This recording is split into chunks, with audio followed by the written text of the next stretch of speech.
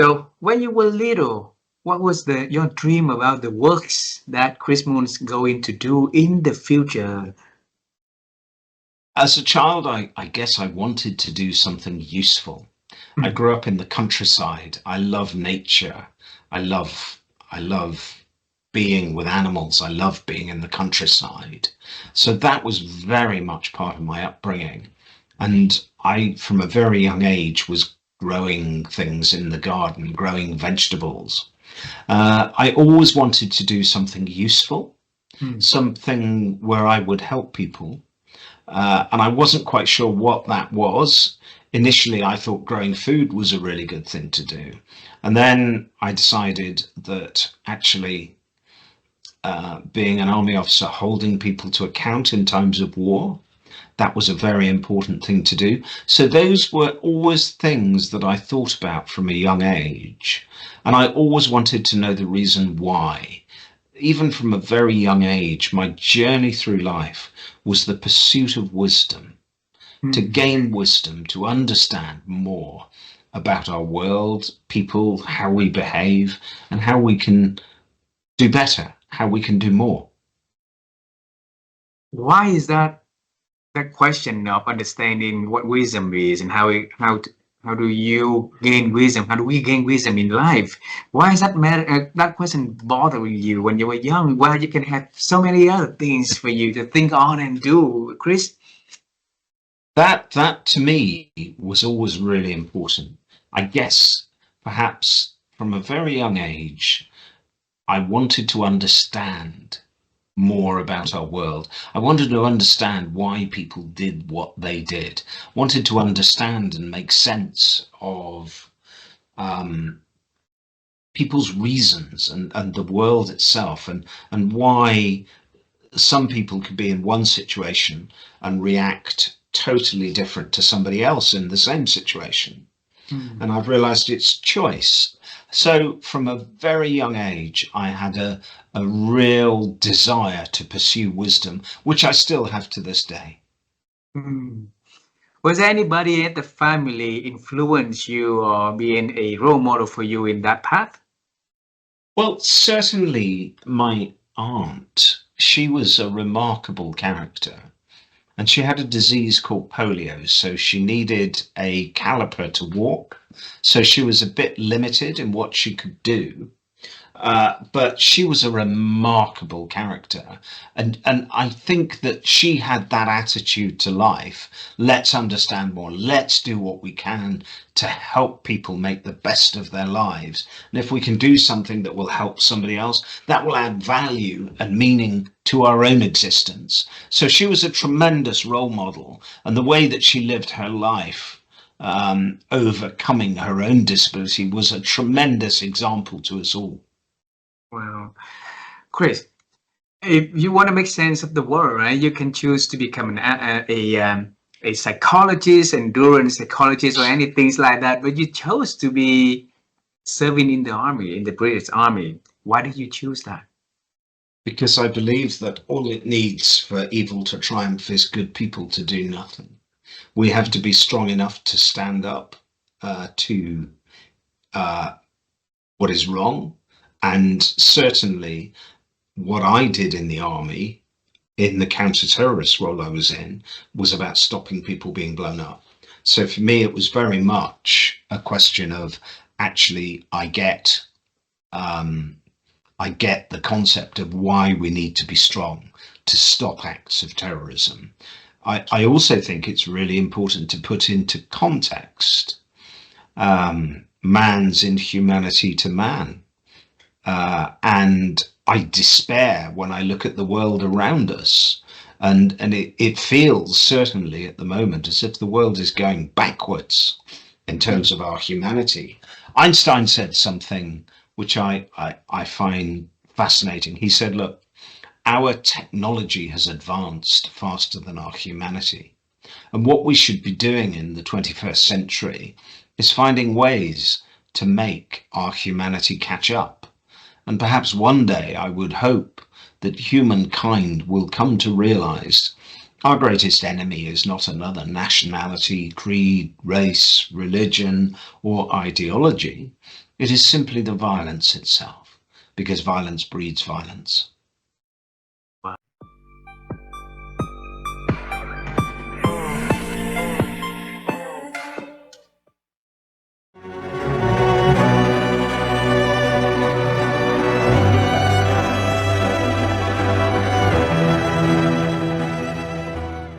How have you grown your ability to think over the years? Well, I think in order to think, you need to have quiet. So give yourself permission to take a step back. Don't make any decisions. Really find time to reflect, to understand yourself better, to understand what's going on in the environment so that you can make decisions. If you're busy all the time, from morning to night, and you don't have time to think, then you cannot think. There is no way that you can think if there's no quiet. Wow. And it's very hard. It's very hard. Reflection is very difficult. The first time when you're trying to think about what I want to be, what do I want to do, I think a lot of people struggle, because I remember I struggled. I was like, I don't know what I want to do. I have no idea. But when you get more mature through life experiences, you talk to more people, you start to understand what you're capable of, you grow more confident. I think you need to spend a lot more time thinking and reflecting so that you can make better and better decisions for yourself, for your family, for the company, as you are climbing the corporate ladder and leadership journey. Beautiful. Thank you very much for that. And parents too, no? Parents, as parents, very important.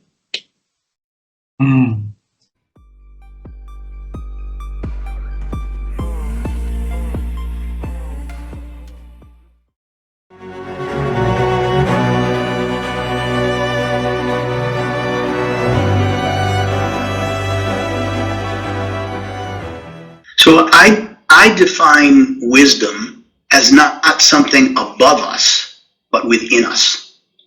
So many people think they don't have a skill set to be wise. They're not super well educated. They're not great in math or philosophy or science or physics. Wisdom comes from here, within. And it is understanding who we are, understanding our place in the universe, and understanding, this is irrespective of your religion, whatever your faith may be, but I am convinced that we are all connected. We are connected. What you want for your family in Vietnam, what someone in the Middle East wants for his or her family, what someone in Canada wants for his or her family, what I've wanted for my family, I guarantee you it's the same thing. You want your family to be happy. You want your family to be safe. You want your family to be loved. You want them to be successful in whatever endeavors they come up with. That's the human spirit. Wisdom is learning from our mistakes, not judging ourselves too harshly because we make mistakes, because we're human. We are going to make mistakes. We are going to sin. We are going to do things we shouldn't do. But we can learn from that. We can, through wisdom, say, I'm going to be better. I'm going to improve. I'm going to help others. And my belief is that if you, me, anyone wants enduring happiness, when we think about what makes us happy, it will always, always, always involve others, never alone. If you are truly happy, it might be happy with your spouse. It might be happy with your mom and dad. It might be happy with your best friend. It might be happy with your children. but it's sharing lives.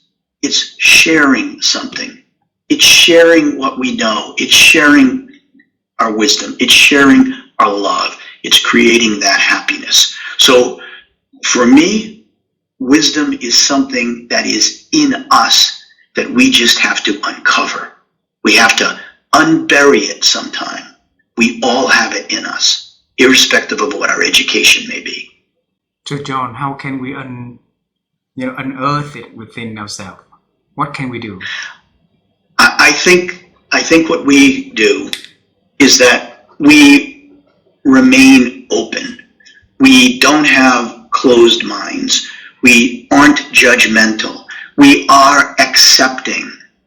We are thoughtful. We are kind. I know a lot of this sounds very idealistic, but it's something that I 100% believe in.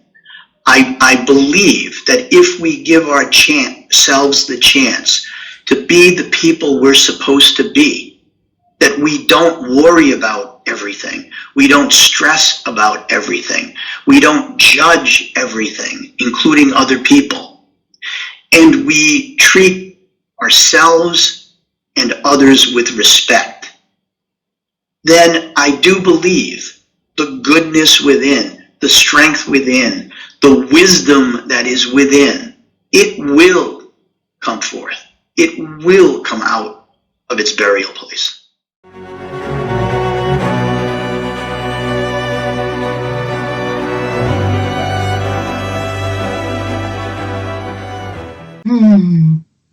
I will bring Miss Marsha to this conversation because I had the pleasure of having Marsha as my guest at the LinkedIn Live that I do once a month. And just about the end of the conversation, I said, Marsha, so what's your message? Just exactly the question you asked me. And Marsha, being such an experienced and absolutely fantastic coach, she got quiet for a second and then she said, be patient. Be patient. She said, be patient with yourself. You're not gonna become an MCC coach overnight. Be patient. Be patient with your clients. They will not get the absolute every possible benefit of coaching in their first session. Be patient. Be patient. Look into what is available as new areas of growth and learning for you and your client at the same time. Learn it, then share it. Be patient. So I was like, oh, okay. And the other message that I would share is with the clients. And it is, even if you don't know much about coaching, try it. Try it. It will change your life. So do your due diligence. Know what to look for. Not what not to look for. Coaching is not a silver bullet and a solution for everything. But when you think that's exactly what you should be doing, do it. Do it. It's not a big investment. And you may just have a transformation for your life.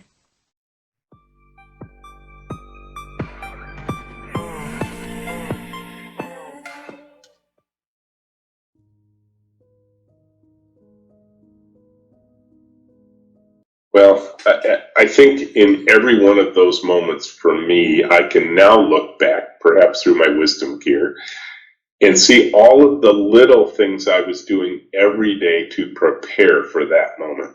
Wow. So I'll give you an example, because a lot of young students come to me. We're right next door to the University of Michigan, and a lot of students hear about me. They reach out. They want to come talk to me. They want somewhat ask the same kinds of questions you're asking, but they're in their early 20s at that point.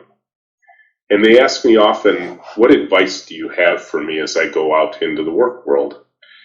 And I tell them that the most important thing I learned to do when I got my first jobs is to do this, to raise my hand and volunteer for things.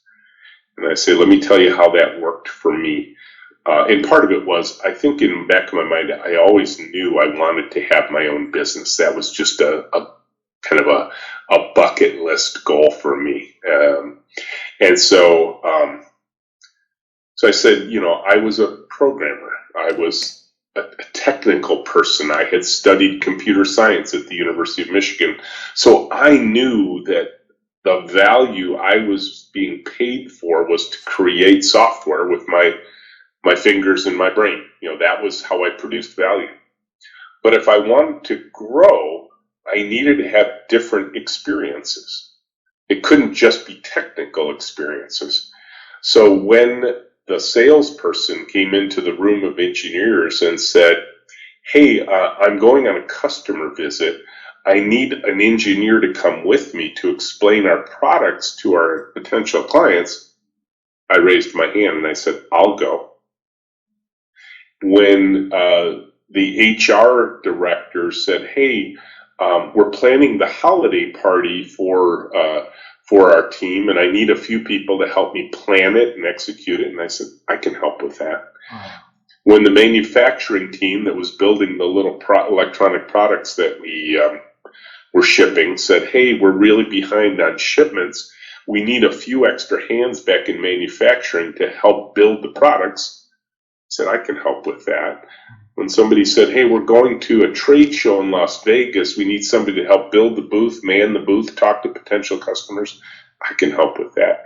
And I would say that all of those in the moment learning opportunities were done minute by minute, day by day, week by week, year by year, so that when later those really big moments happened, I had all of this body of experience, knowledge, and wisdom built up from those other moments where I raised my hand that, it often, there is a phrase that says fortune favors the prepared mind. And, and I think, my instinct was I wanted to have those other kinds of experiences. I wasn't, because I think a lot of times people are like, no, you just wait. And you wait till the opportunity comes and it will be handed to you. And I've just never seen that happen. It's always based on the minute day by day things you do to prepare yourself for those big moments. Wow. And again, I think reading books is another big part of that too.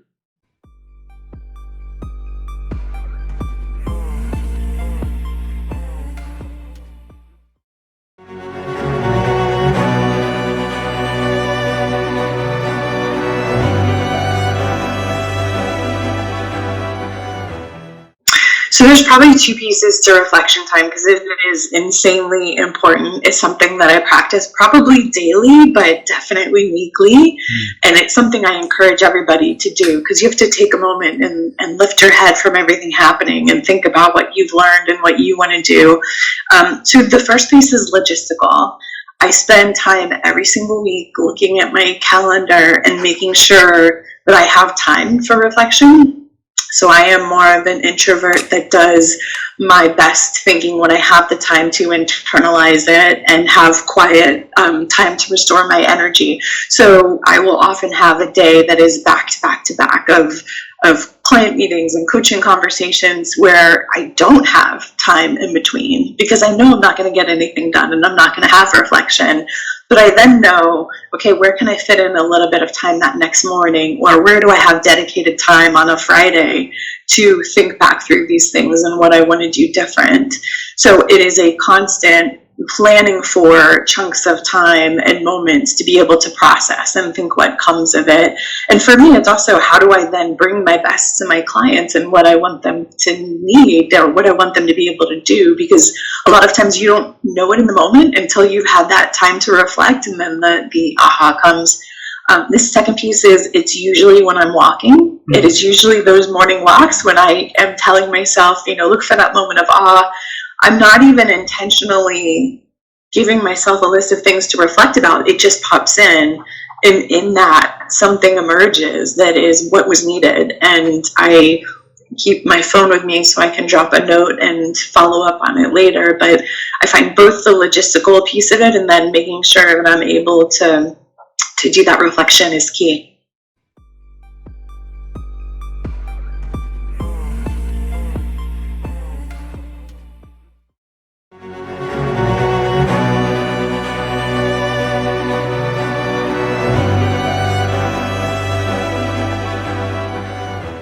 I think sometimes people talk about wisdom in the same context as intellect or logic, and I think they're very close because they're both sort of cognitive processes, right? I mean, intellect is about acquiring knowledge, right, and learning things, and we've both been around people that have a lot of intellectual firepower, like really, really smart. And at the same time, I think there's a distinction with wisdom. Wisdom is a longer game. And I think that wisdom is also about the application of knowledge and of experiences and of situations. So, yeah, and that's what I would say on that. And somebody said to me, it's funny that somebody said to me the other day that wisdom is avoiding thoughts that make you or the people around you small.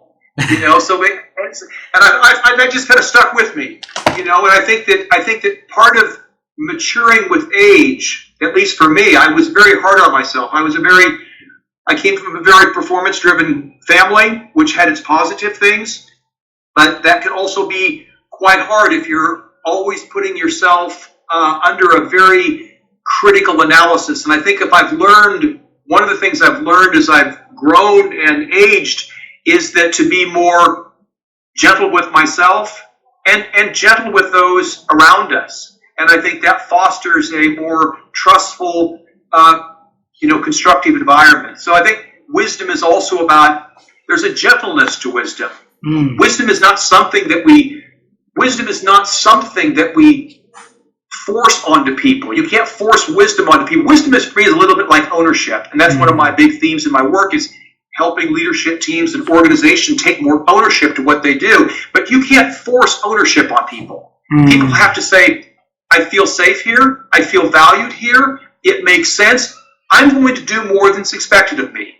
I'm going to carry through with that customer request, even though it's 7 o'clock on Friday night. So you choose to do that. And I think wisdom, I think about the people that I think have wisdom. My father-in-law, for example, my wife's father, he's 85 years old. He's a cardiologist, retired now, of course, but he's a very wise man. And he'll just share situations with me, not only about medical situations, but financial situations and life situations. I know his life hasn't always been easy, but he's a doctor. He's been running hospitals, but he has a lot of experience that he just shares it, but he doesn't force it on me. And I've also been really blessed that most of my bosses, as I look back at my life, most of my bosses, I think, possessed a lot of wisdom. And the characteristic there was not, they weren't telling me what to do, but they were always available for me when I had a question, like, what do you think about this? Or I'm in a tough spot here, or I think I've done something with a customer I shouldn't have done here. And I just noticed that those people were gentle in their sharing of experiences without telling me what to do. So I think wisdom is sort of a gentle intellect, if you will, wrapped in emotional intelligence, perhaps. Wow.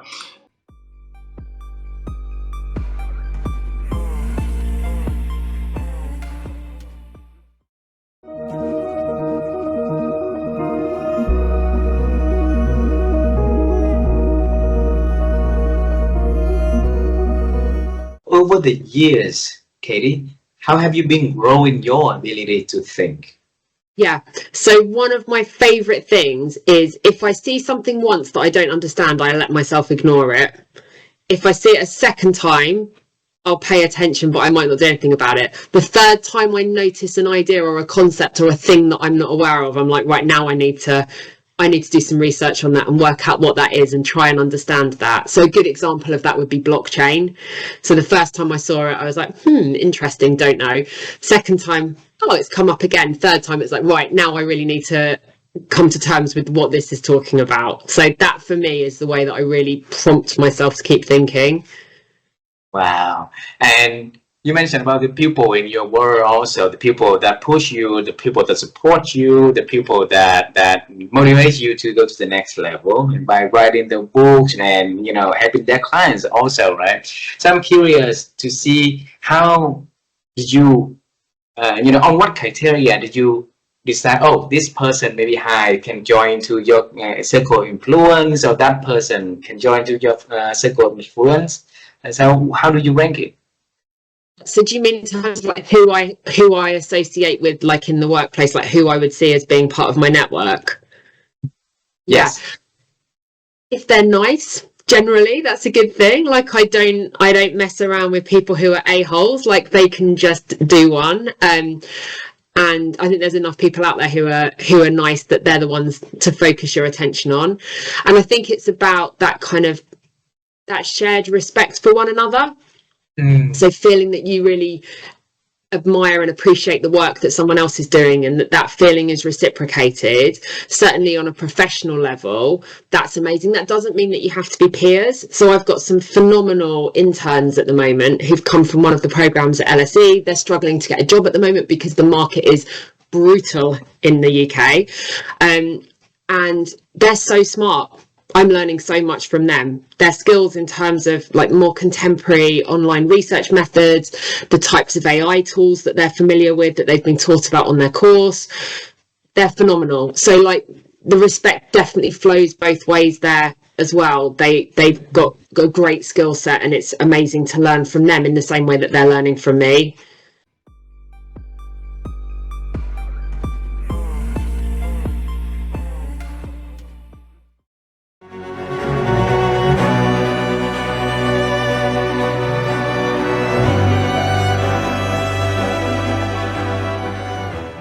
I knew that I was in this for the long haul. So I knew that it was going to be a long journey. So I sort of had my mind made up that, I'm just going to focus on a day at a time, a week at a time, month at a time, and not worry about 2, 3, 4, 5 years ahead. And then the final thing is, I took inspiration from one of my hobbies. One of my hobbies is road cycling, riding a bike, cycling. And when you're cycling and you're climbing a hill, right, it is so easy to think about just stopping. I'm just going to stop. But you remember a couple of things. You think, well, the top of the hill might just be right around that next turn. I just need to make it around the next turn because that might be the top of the hill, and then I'll be done. And so I didn't want to stop right before that final turn. When times got tough, I was like, well, maybe next month, I'll be through this challenge, or I'll be at the top of the hill, so to speak. The other thing in cycling is, us cyclists, we have a saying, what goes up must come down. So eventually you'll get to the top of the hill, and then you'll get to enjoy the downhill on the other side, where you just get to coast and relax and go super fast down the hill. And so I sort of always had that in my mind, that I don't want to miss the downhill. Once I climb this mountain and get up to the top, I really want to enjoy coasting down the other side. So that sort of helped me keep going as well. Does that make sense? Makes a lot of sense.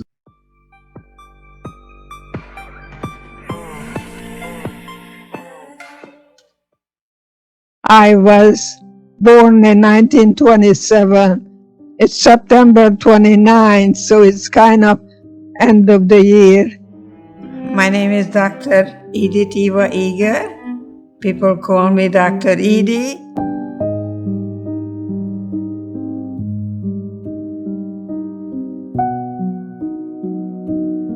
She is a Holocaust survivor. She is a best-selling author. She is a psychologist. She is a mother. And she is a great-great-grandmother of 7 boys, as she will tell you. She is best known for what she has accomplished in her life, which is authoring 3 fantastic books, 2 of which are New York Times bestsellers, The Choice and The Gift.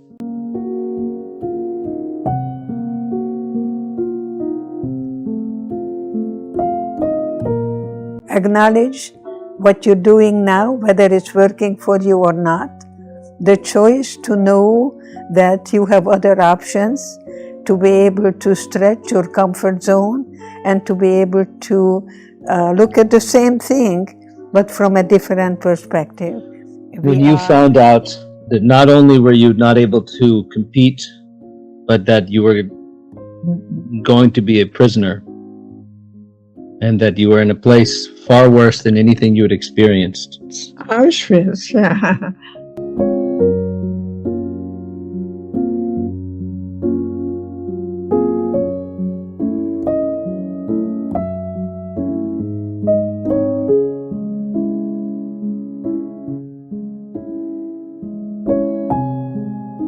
After you had lost everything that you thought you had, you were in Auschwitz, you're with your sister, but everything else is gone. What are you saying to yourself? I'm here. I live. It's just temporary, and I can make it. It's not gonna be easy. You know, don't bother it. Don't make it better than what it is. But in your mind, put it in a way that you know that you're gonna make it. You're gonna come home alive. And thank God. Every moment is precious to me. We don't seem to appreciate sometimes what we have until we lose it. We don't appreciate what we have until we lose it. We are creatures of habit, and we always go back to the familiar. But if it's not working anymore, how we can really find choices that we can try again? It's very hard to change. People are very, very much sticking to the familiar, because change gives you the fear of the unknown. But if you don't change, you don't grow.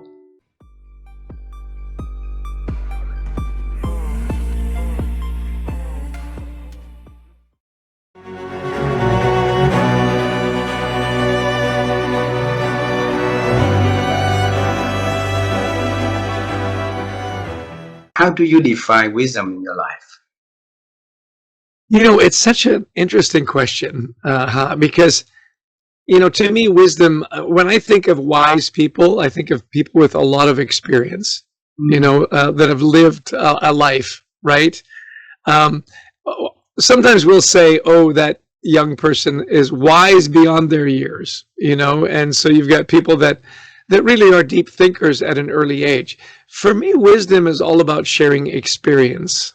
And a life well lived, right?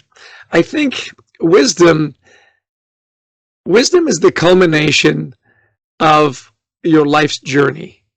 You know, what were some of the experiences that shaped your life, that shaped who you are and the community that you serve?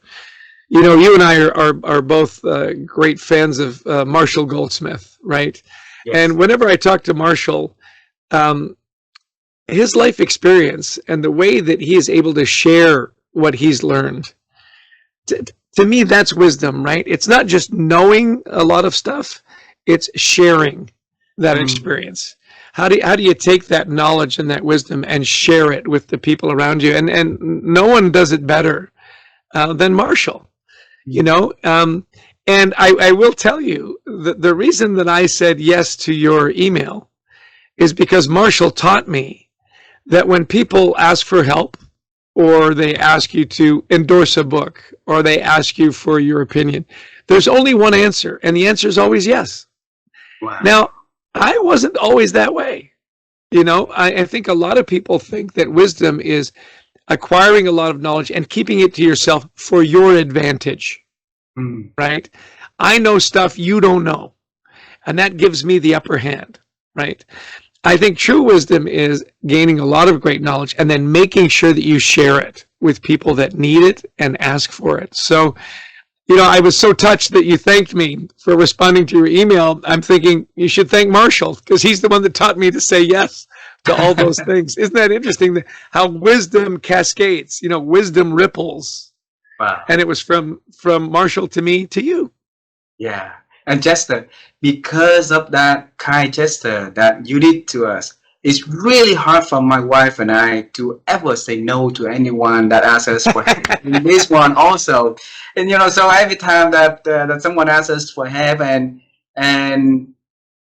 even if we are busy with something, we're trying to delay to saying yes at a later time, but we're always trying to do it as much as we could do. And Vivian always told me it's all because of Chester. And well, and see, that's how wisdom gets transferred, right? Yeah. It's from person to person to person, those acts of kindness. You know, I am such a fan of random acts of kindness. You know, it costs you nothing to be kind.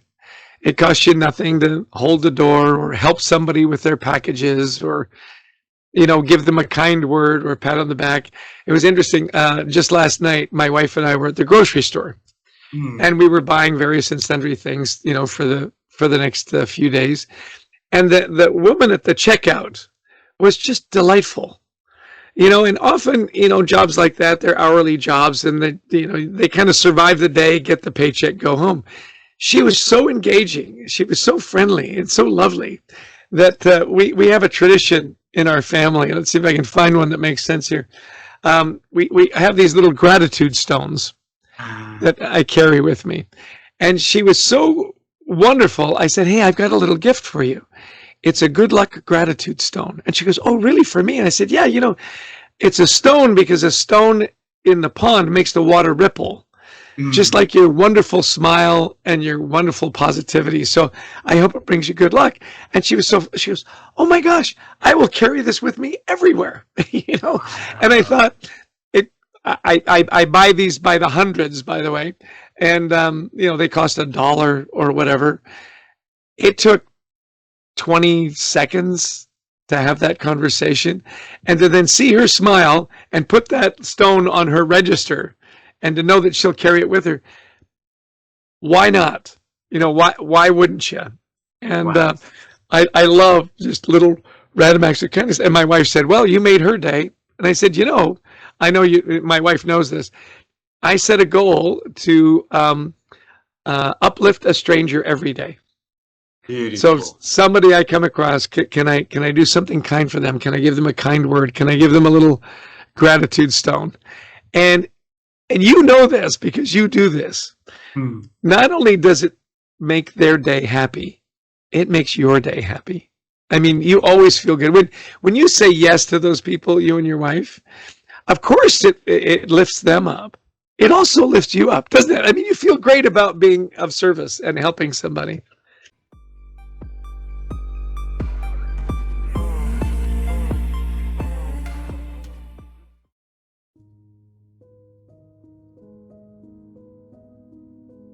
How would you advise them to expand that ability to reflect and absorb information? That's a great question. So I work with a lot of leaders who always say, I have no time. And they actually have no time because they have packed their schedules back to back to back to back to back meetings all day long, all day long, all day long. And of course, they have no time to reflect. All they're doing is doing, right? They're just acting, they're reacting to what comes at them. If you continue doing that, your wisdom is not going to grow. It's you're just going to keep reacting in the same way each and every time. And at some point, you'll just kind of hit your max of what to do or how to do it. Now, most leaders and most of us want to be more thoughtful and more intentional and more strategic, right? We want to make better decisions in our lives. And so what you need to do is carve out the time to reflect. And it could be by yourself. And if it's by yourself, you put it in your calendar. This is my reflection time. I want to be working on X, Y, and Z. And you write or you think or, practice meditation, whatever it is that helps you slow down and reflect on what's happening. You could even build in practices like my husband and I have a practice of walking around the block for about 30 minutes at the end of every day.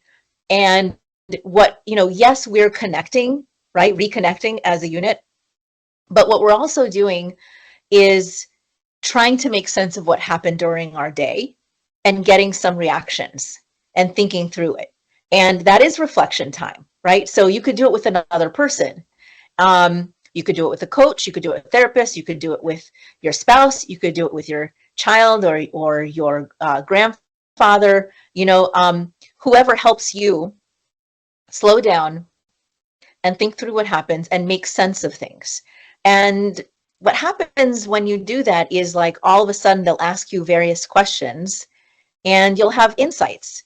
And those insights could be translated into next steps. Oh, wow, I just realized that as a result of this conversation that it makes no sense for me to work out in the morning because I'm depleted and then I start the day already exhausted and my brain's not there. Maybe I should switch. Maybe I should work out at, the end of the day, and I'm going to try that. Now, what happens with most people is, so the first challenge is actually spending time reflecting, right? Mm-hmm. I also know a lot of people that love to spend time reflecting and thinking and thinking and thinking, and they dream up things and they get all of these ideas, but then they don't do anything with that information. Yeah. They just, there's actually some research that says, like, for some people, they feel like they actually accomplished something and feel satisfied by just thinking through the issue, and then they could like let it sit there. But if you keep coming back to the same thoughts, the same ideas about needing to change your habits or stop doing something that is harmful or problematic, and then you don't do it, then wisdom's not growing there. Yeah. You actually have to apply what you learned and try it out to gain more experience from that application. Because wisdom is about experience. It's not just about learning or insight. It's about application and, experience from applying, so you could get better and better and better at it over time. Beautiful. So there's a second piece. Yeah.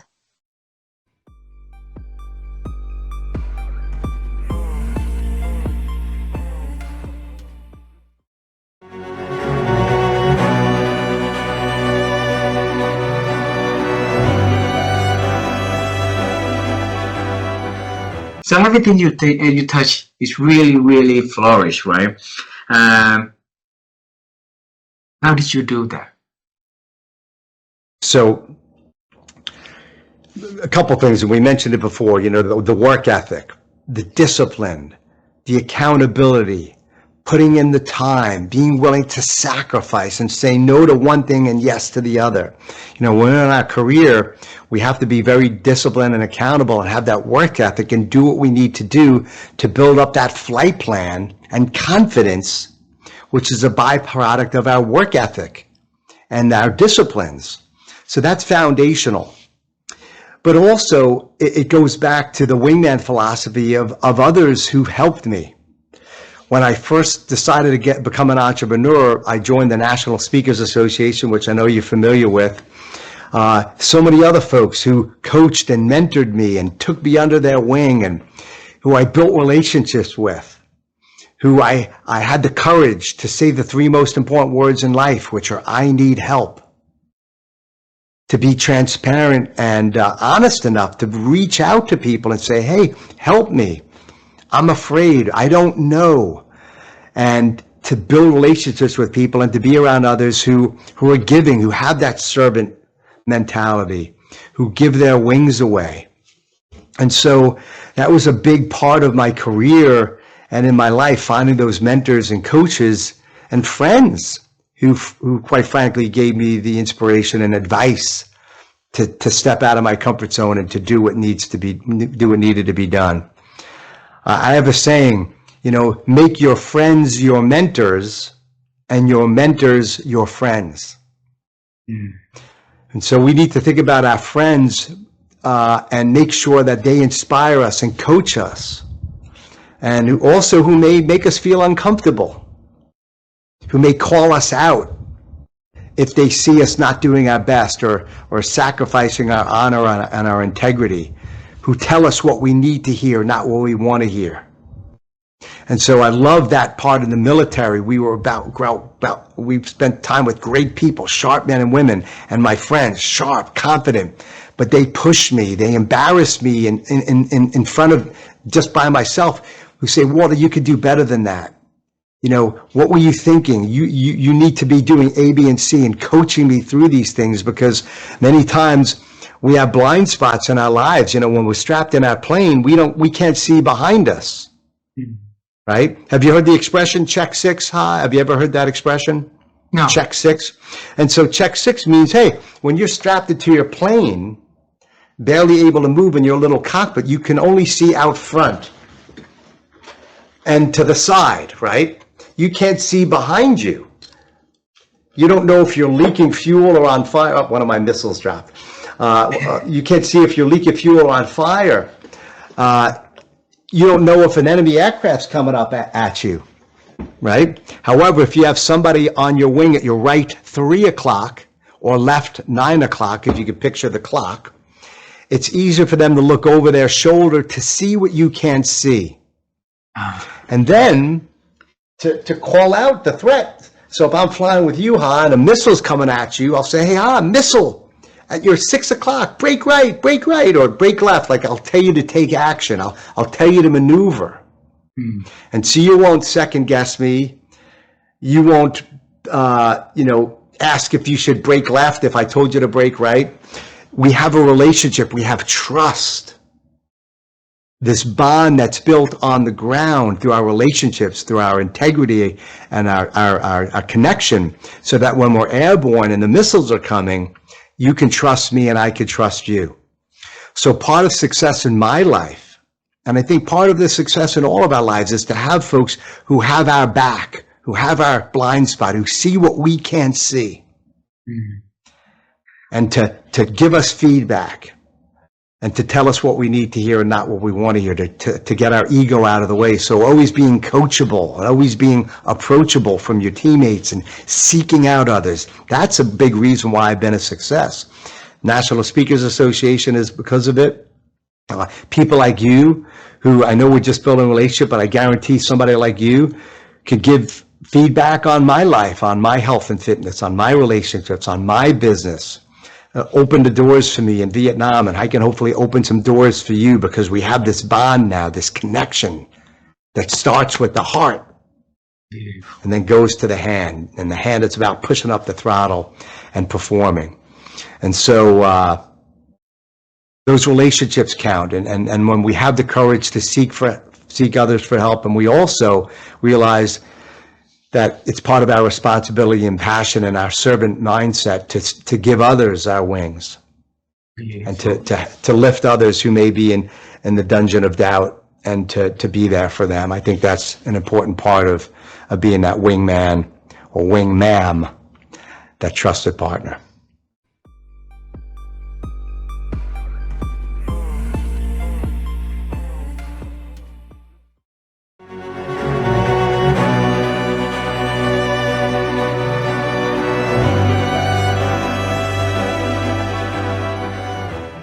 You listen to those, I put in here that little says, right? The little says, it made no sense to you back in the 20s, but you kept it there, okay? Even it's not making any sense, not making any values, but you kept it there. And by the time flies by, and then when something happened, that you reflect on that and bring back those insights out, bring back on those wisdom out. Where did you learn that practice? I just think it's a natural practice. I think a lot of people do it. I think smart people who listen and respect someone that they're talking to, they may not understand it, but if you open yourself up to respecting the fact that this person does know something that you don't know, and you therefore are going to mentally file it away. If you don't respect the person and you keep thinking that you're the smartest person around and that there's no reason any of this stuff, it doesn't affect you, this person doesn't know what they're talking about, you're not going to be the type of person that keeps that mental file, right? I mean, you just aren't. But if we teach children respect and we teach them that there is something there, they may not fully comprehend it, but I think they respect it enough to file it away. So listen with respect, listen and respect. That is the first time I hear also. So listen with empathy. I heard listen with, with the intention to listen and understanding this. I heard listen and respect. Teach us more, that principle years ago that Lisa Gable being able to build that capacity to not only listen, but respect in a respectful way for others to share insights and wisdom onto her life. It's a fundamental part of life, right? I was raised to respect people, and I do think it is something that's missing right now from a lot of conversation, is that people aren't being taught to respect people. In fact, they're being taught not to, and that's an unfortunate thing, because you may not appreciate everything you're being told. You may not feel as if it has relevancy to what you're going through, or perhaps that person doesn't understand quite what you're going through, but you at least have respect for them as an individual that should be listened to. You just may not understand it. And that is a big difference. And I think that is a fundamental flaw in society if we don't teach people that. So it means that the nurturing part is something that we need to improve upon. Am I correct? Nurturing and getting people to understand, getting young people to understand that they should respect someone. They may not even like that person, but you should respect them. When you think about like a teacher you didn't like, but I still learned a lot from teachers I didn't care for that much, right? There's a bit of, they know something I don't know, and I see that even with younger people, right? When I feel like I'm mentored downstream too. Like I have younger people who are part of my life, and I listen to them because I respect them, because I think that they're a smart person. They care about other people. They're doing intelligent things, and therefore I'm going to listen to what they have to say. That characteristic of giving another person a floor, recognizing that the value that they are demonstrating, hopefully you retain that information and keep it with you because you value wisdom. Remember, we started the conversation when I said as a little girl, out of all the people in the Bible, I wanted to be the most like it was Solomon. So I got the wisdom message pretty early on.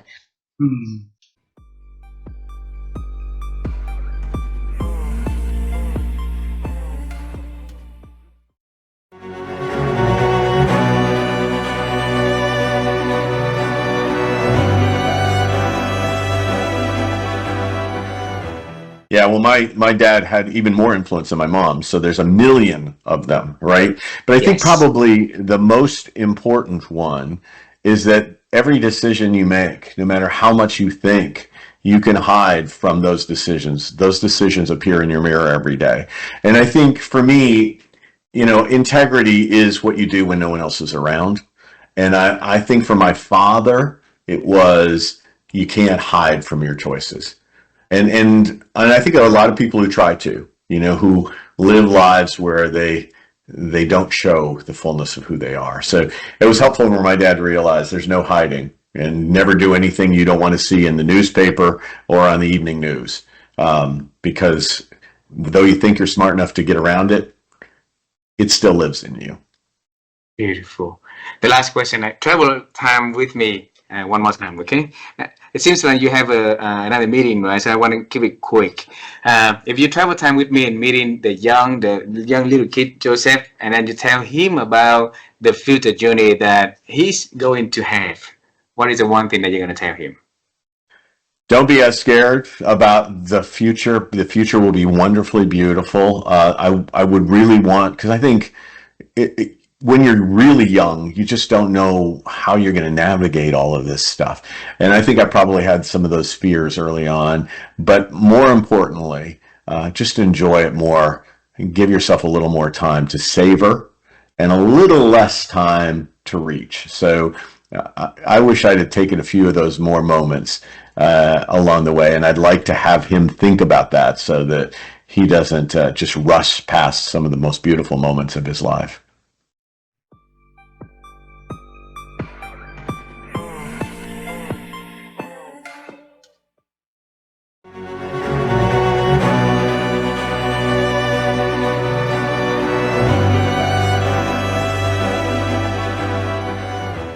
Okay, so assuming that we're gonna travel time and travel space also to another universe where you and I, me now, be able to see your your mom's father and your father's mother. So with the four of us together, all right. Yeah. And Michelle gonna share one piece of wisdom that Michelle's been having back to your grandparents. All right. So what is that piece of wisdom you are going to and proudly saying to them? Oh gosh, that's a great one. You know, I'm going to share something that is applicable in life and career, and it is something that I share with my career transition clients, but this is so applicable in life in general, which is, this is not your forever place ever. Like if you're experiencing a challenge or you're experiencing a struggle, that struggle is an event. That struggle doesn't last our whole lives. So whether the struggle is losing a job, maybe having a problem with the house and not sure if you can keep your house, or, maybe the falling apart of a relationship, or any of those kind of things, like this is not your forever place. Like things will turn around, and things will evolve, and they will grow, and they will become better from here.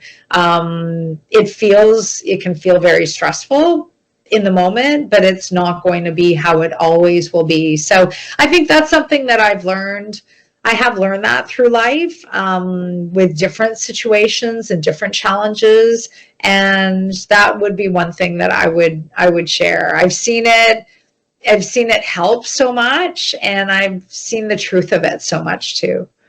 Wow. And I hope that this message, that piece of wisdom, will reach to many, many people during this challenging time in their lives, right? So that it can give them hope, and it can give them the courage to continue to face with setbacks and challenges.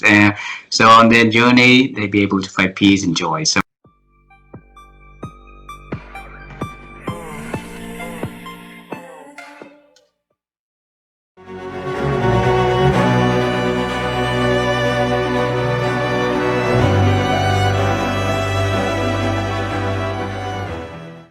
to force myself into new experiences where I have to use what I already have gained over my life, but to use it in different ways. And I think that pivoting information, pivoting the way I think on a regular basis helps me improve the agility of my thinking. It helps me build on my thinking, and helps me improve it. So again, I don't need to go to completely different styles of thinking, and I don't have to study different styles of thinking which aren't intuitive to me, or maybe I would reject because I just don't have the personality to accept them. But each time to push a little bit further in my thinking, apply it to something a little bit different, applying it a little bit deeper to something that I think I already know, that's what I believe helps me improve my thinking. beautiful. Constantly. So force you into the situation. So it's the word forcing. Why forcing? Yeah. I think that you have to be forced, because once again, it's not easy and it's not comfortable. Anything that you want to improve, if you want to exercise your body, your muscle, you don't sit down and relax. You put effort into it. It's not easy, but the payback is great. So it could be painful, but that's rewarding. So I think that if you weren't forced into this, at least I know about me, if I'm not forced into the situation that I exercise, and force can be an internally driven force, because it's important for me to be healthy, it's important for me for my children to think that I'm a strong dad, or whatever the reason is, I'm forcing myself to do it, even though it's not enjoyable, I still gain a lot from it. And I think that's exactly the same thing with thinking. It's easier to just go about your day in the way that you've always done it. So you have to force yourself to consider new things, to force yourself into new experiences that will require you to process information differently. And that will help you improve your thinking in the long run. Beautiful.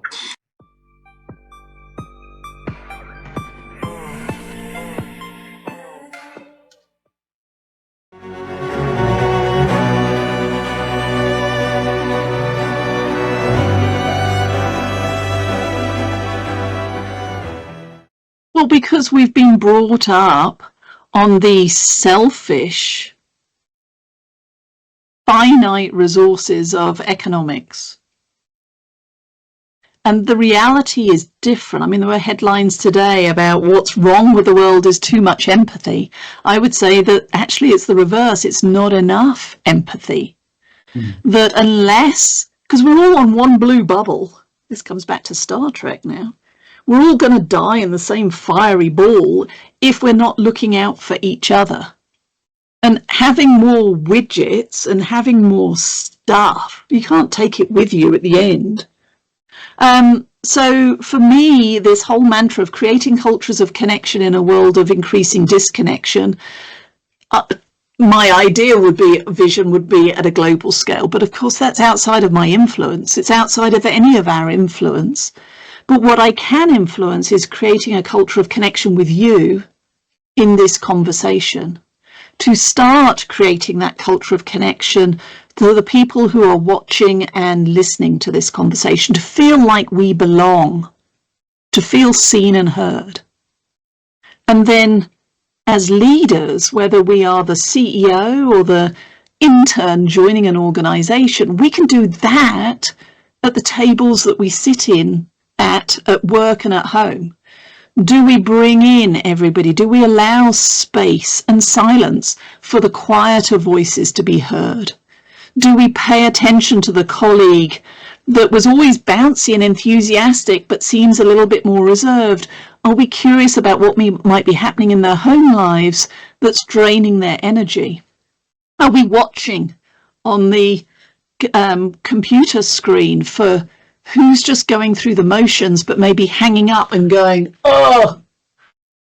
Because that's the danger of technology, is it gives us the illusion of connection unless we're paying attention.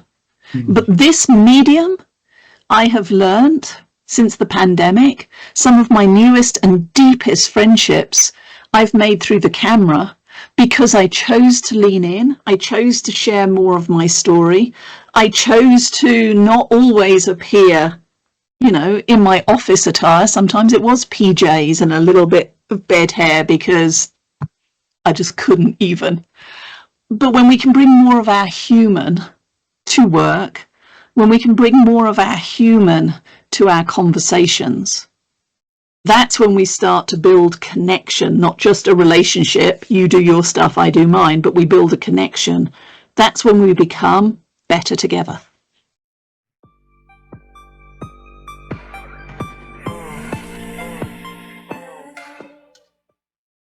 Wisdom to me is knowing that you don't know, right? Understanding that you don't know everything.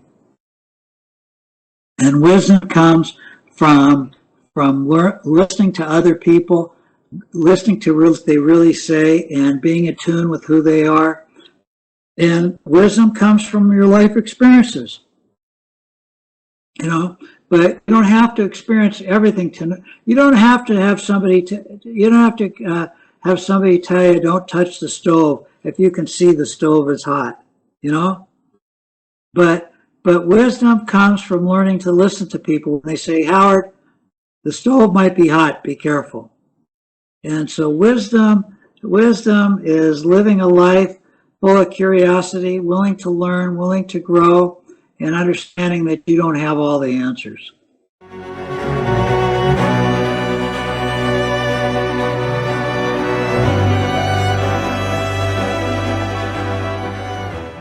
So when I was a little girl, very young, up until primary school, so when I was 6, 7, 8 years old, my family would come up to Cape Cod in our country, which is a part of Massachusetts that sticks out into the water. There's lots of beaches, water, the ocean. My grandparents, my maternal, my mother's side grandparents lived here on Cape Cod, sort of where I live now.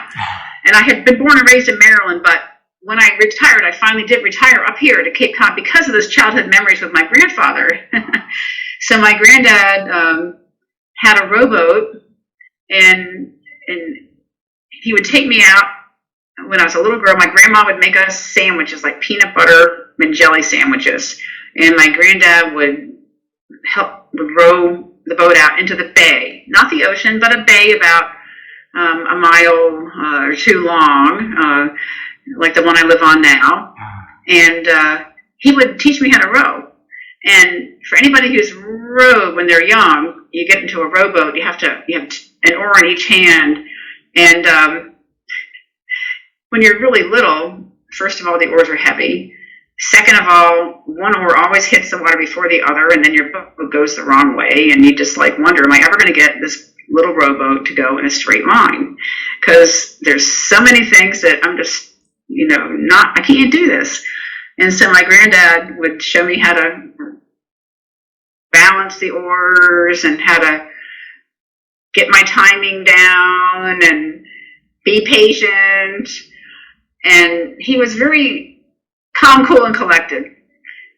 So he was a wise man. My granddad was a really wise man, which is interesting to say because he didn't have global travel experience or anything, but he was older, and I really think there's something to do with wisdom that you just don't have as a young person. There is wisdom, it takes time, over a lifetime. So my granddad was a wise man in his own way, and wisdom isn't something you can just put in a jar and sell. My granddad had his own form of wisdom, and that was knowing how to teach a young girl, how to pass it on to a young girl to help her have an experience on the water where I could eventually dominate those oars and I could row. And then once we rowed out into the middle of the bay, we could eat our sandwich. I could dive down and swim and find clams and have a great time. And it was all because I learned how to row out into the water and to do something hard and get there and then have the experience, the fun of being there. But yeah, my granddad taught me that. He taught me the perseverance, that there's a reward once you learn something. He taught me to love the water because otherwise I wouldn't have had a connection with the water and wouldn't have thought about the Naval Academy, the Coast Guard Academy. And that little experience as a girl that my grandfather gave me set the course for my entire life.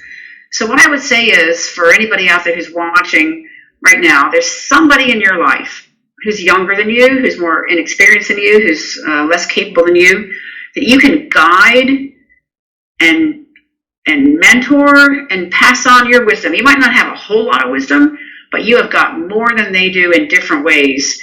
So I would challenge people to find a way to pass on something to somebody else who needs it, either at work or at home, a young little girl like me or an older person that needs some encouragement. So there's all kinds of ways you can pass your wisdom along, and you never know what kind of an impact it's going to make. And my granddad taking me out on the ocean, on the water when I was young, set the course for my entire rest of my life. And he would never know that he had made that impact on me because he ended up dying before I graduated from the Coast Guard Academy. So he never knew the impact he made. And so that's another thing about this delayed gratification. A lot of the things you do today, you're not going to ever see the benefits from, but you have to look inward and do what's right, do the right thing, and understand that a lot of what you're doing is planting seeds for the future. And that's what it's all about, is giving back the wisdom. And it doesn't mean you have to reap benefits from it. You need to learn to be selfless, and that's where that self-reflection comes in, like time in the pool, the time I've spent on sailboats, reflecting back on who I am. And then at this older age of life, that's why I wrote the book, is to give back the leadership lessons and maybe some of the wisdom that I garnered during this 40 years serving in uniform.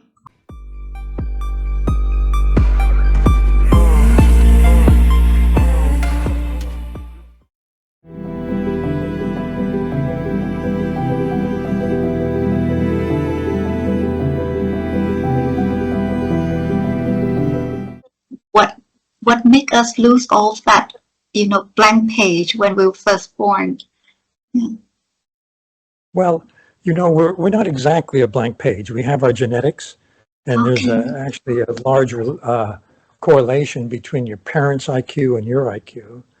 So some of that is genetically determined. Also, it's determined by what educational opportunities you're given in life.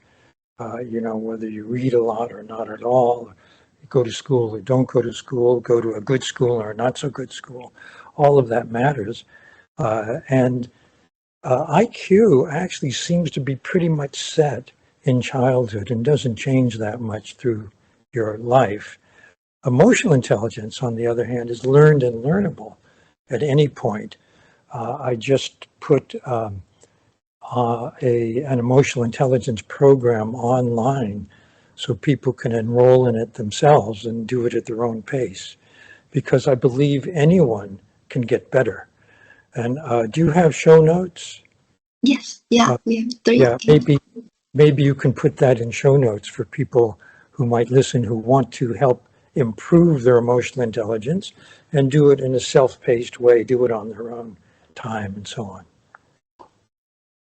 Thanks, folks. Yeah. This year marks the 30 years anniversary of your book. And it took you about 10 years, 1 decade to do that research. And we wanna find where is that resilience coming from you, because a lot of people will drop the ball, drop the research when it's hard and it takes so long. For you, it takes like years before you got that book and research completed. Where did that source of strength coming from? Well, I think I was always motivated, and motivation is very important in persistence, in keeping working toward your goal, whatever that goal might be. And I was able to use some of the things I had done while I was a journalist at the New York Times in the book in a different way, but still I was doing double work, both for the New York Times and for the book.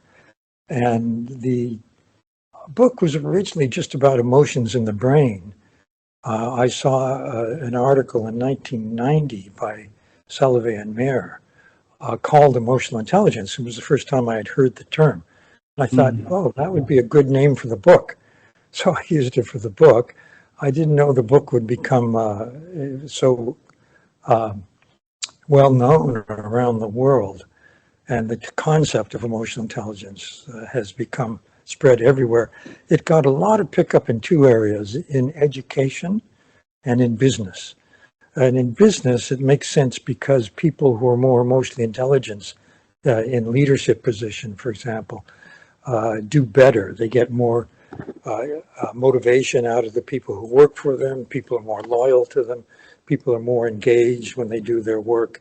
And the same is true if you have emotional intelligence. You enjoy what you're doing, you connect with people more, you feel good while you're working.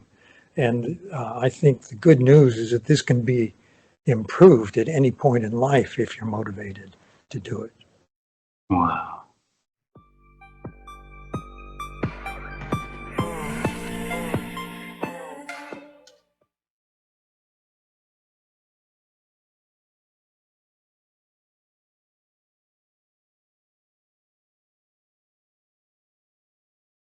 What an interesting question. I read a lot, reading voraciously, which is curiosity, and I think I just had a conversation about this with a group of friends the other day, that there's there's a habit that seems to have formed. I don't know if you have this in Vietnam, but certainly here in the US, that the TV is on a lot in people's houses, just as background. And I understand it sort of in terms of somebody wanting to kind of be kept company and not be alone, or I'm not sure the motivation. But I think that if you've got this sound, it's not allowing your mind to wander very easily. And it's very likely that you're not going to pick up a book when you have all this sound around you. And so I generally, I have a TV, but I never have it on unless I'm sitting down to watch something very specific. So I think I mean, no judgment about television watching. There's amazing content now all over the world in terms of things to watch. But giving yourself the time to let your mind wander requires quiet, or maybe music, but something that allows you to be thinking without having a very focused center of attention, where it's much more diffuse, and having a lot of things around the house to read.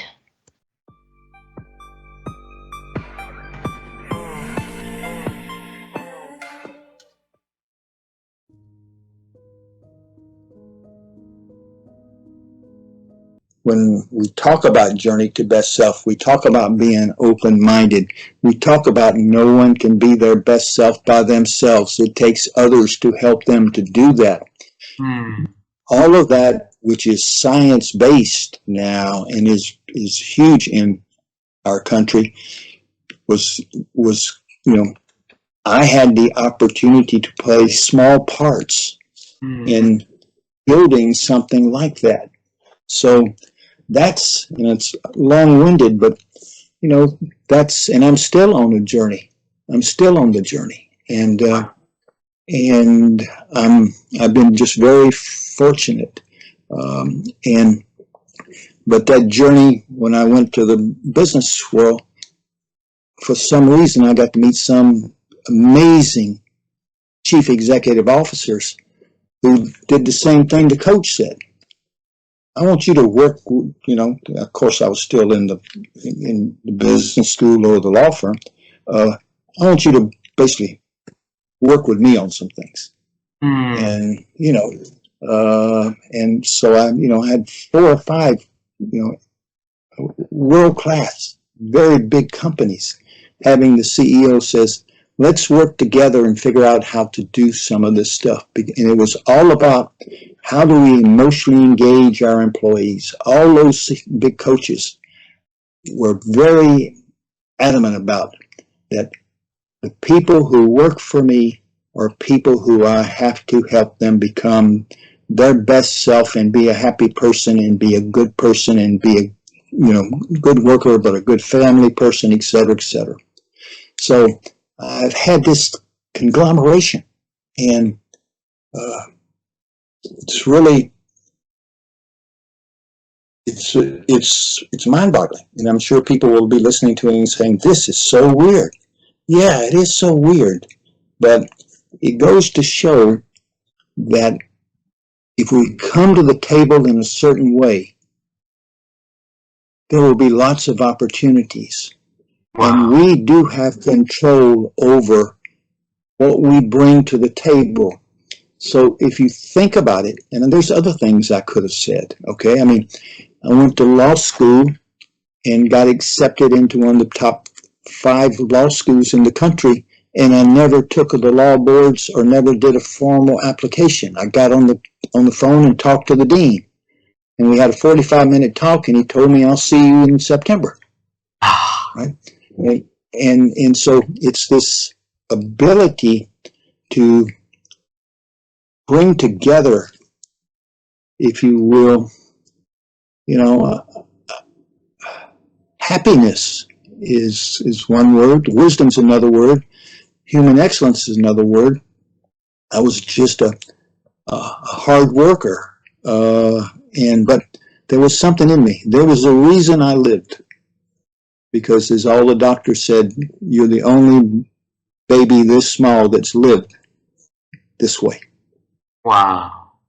All the babies that were that small when I was growing up died. And so, that's the story. But the story is, and I'm just so grateful to all those people. I mean, the founder of Southwest Airlines was a client of mine.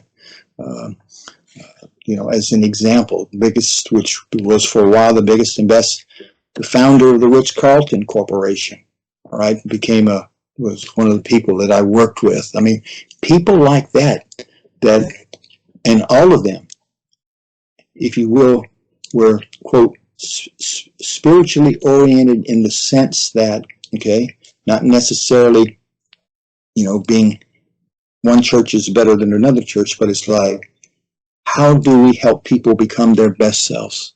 Yeah.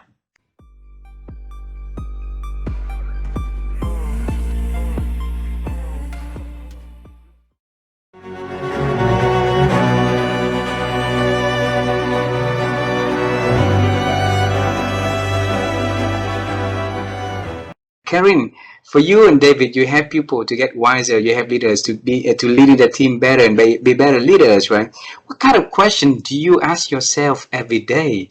One of the questions we literally ask ourselves, not even just every day, but like 12 times a day, is what is most important right now.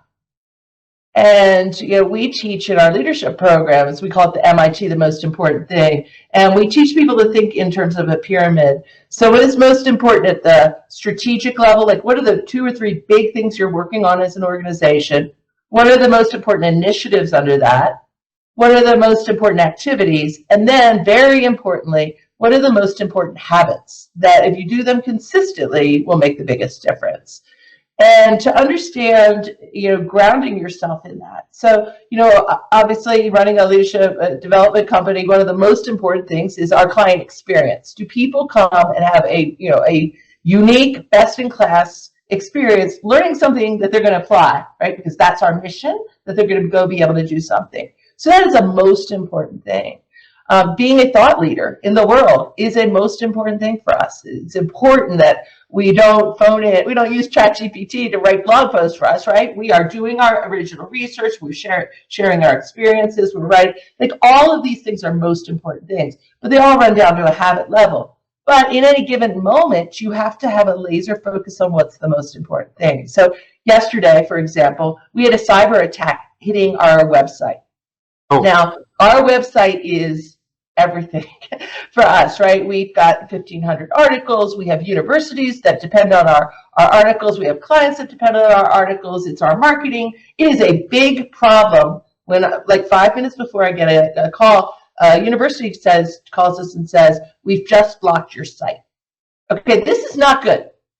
But also, I went in and David and I were both about to get on an executive leadership development program virtually with our largest client. Wisdom looks like, this is a big problem. Like, we quickly got, made the phone calls. We needed to get some people working on the thing. But then when we showed up in that meeting, just focused on the most important thing, those executives in the room. It wouldn't have done any good to show up frantic and like spewing, oh my God, we're so worried about this thing. Blah, blah, blah. That wouldn't serve them. So how do, the wisdom to say, okay, I did what I could do. Now for the next 75 minutes, I got to focus on doing the best I can for these leaders. And then I'll go back to deal with this problem. And I think that is one way. And I'm not sure, that's hard to do when when your brain is like, what am I going to do, right? But, how do you just show up and say, there's nothing I can do right now in this moment except this thing, which is be present for these leaders. Right. Wow.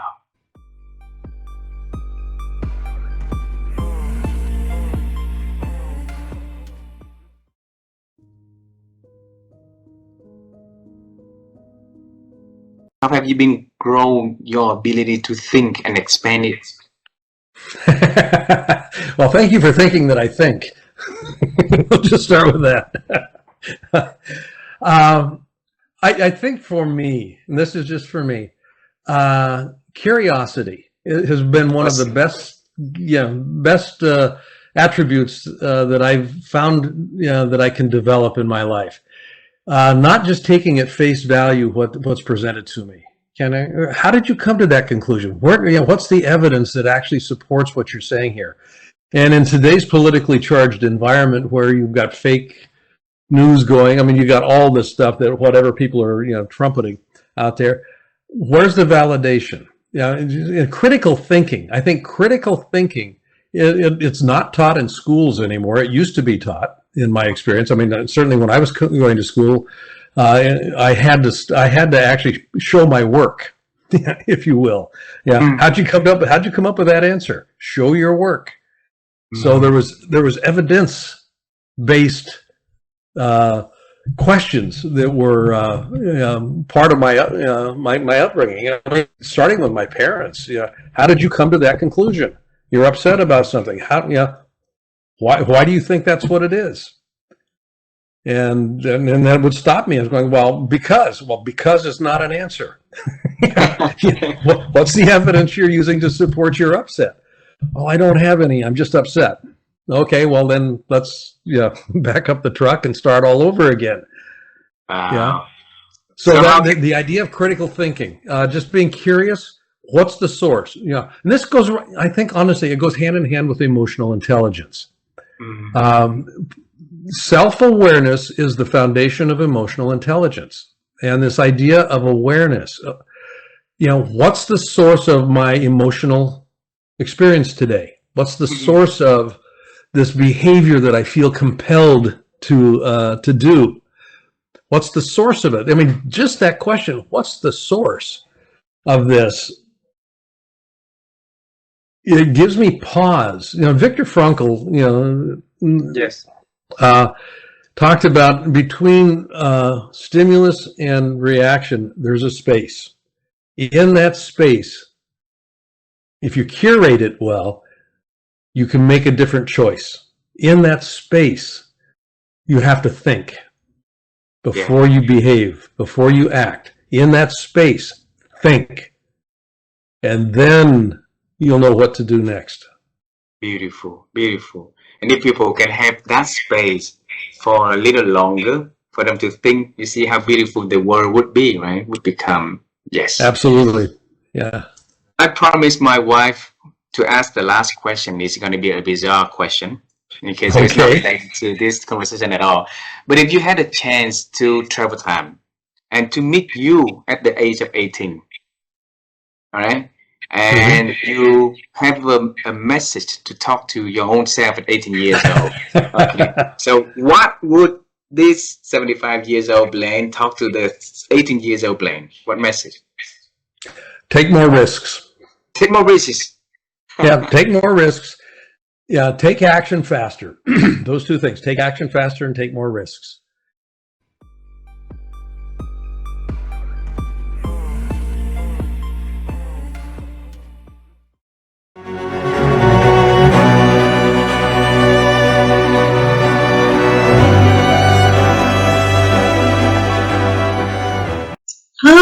I would say my ability to think, to get out of my head.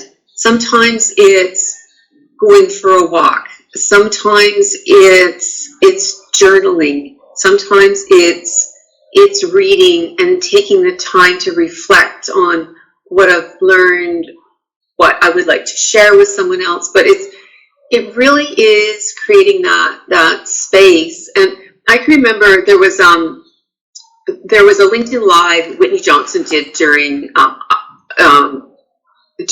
COVID, and I am a huge fan of her work. I will openly admit it. And she was talking about, how sometimes we get caught in the scrolling, where we're overwhelmed, and so when we find ourselves getting caught in scrolling, what is the activity we can use to shift us? What does that look like?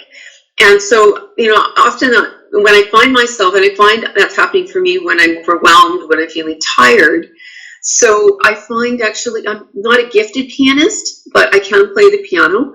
I can only play it for short periods of time, but I find just the simple movement of getting in front of the keyboard, looking at what I can play. Sometimes I have to use the circle of fifths because I'm missing my mobility in my right hand isn't that great. But it's shifting your activity. If you find you're getting caught in something that's you're not connecting with yourself, how can you create that connection? Maybe it's walking on the grass, like just walking, getting away. And I think the technology in a lot of cases is impeding our ability to think. So what is the way for each of us to connect with ourselves? Maybe that's a reflection. Maybe that is going for a walk. Maybe that is coloring. Adult coloring books, I think everyone should have. They're a beautiful thing to do. Maybe it's creating a vision board. Maybe it is listening to a podcast. Maybe I think the opportunities are endless. Maybe it's getting out your favorite cookbook and making a recipe that you're going to share with your friends, or make that recipe, invite a friend over for tea or coffee, or take it into work to share with your colleagues.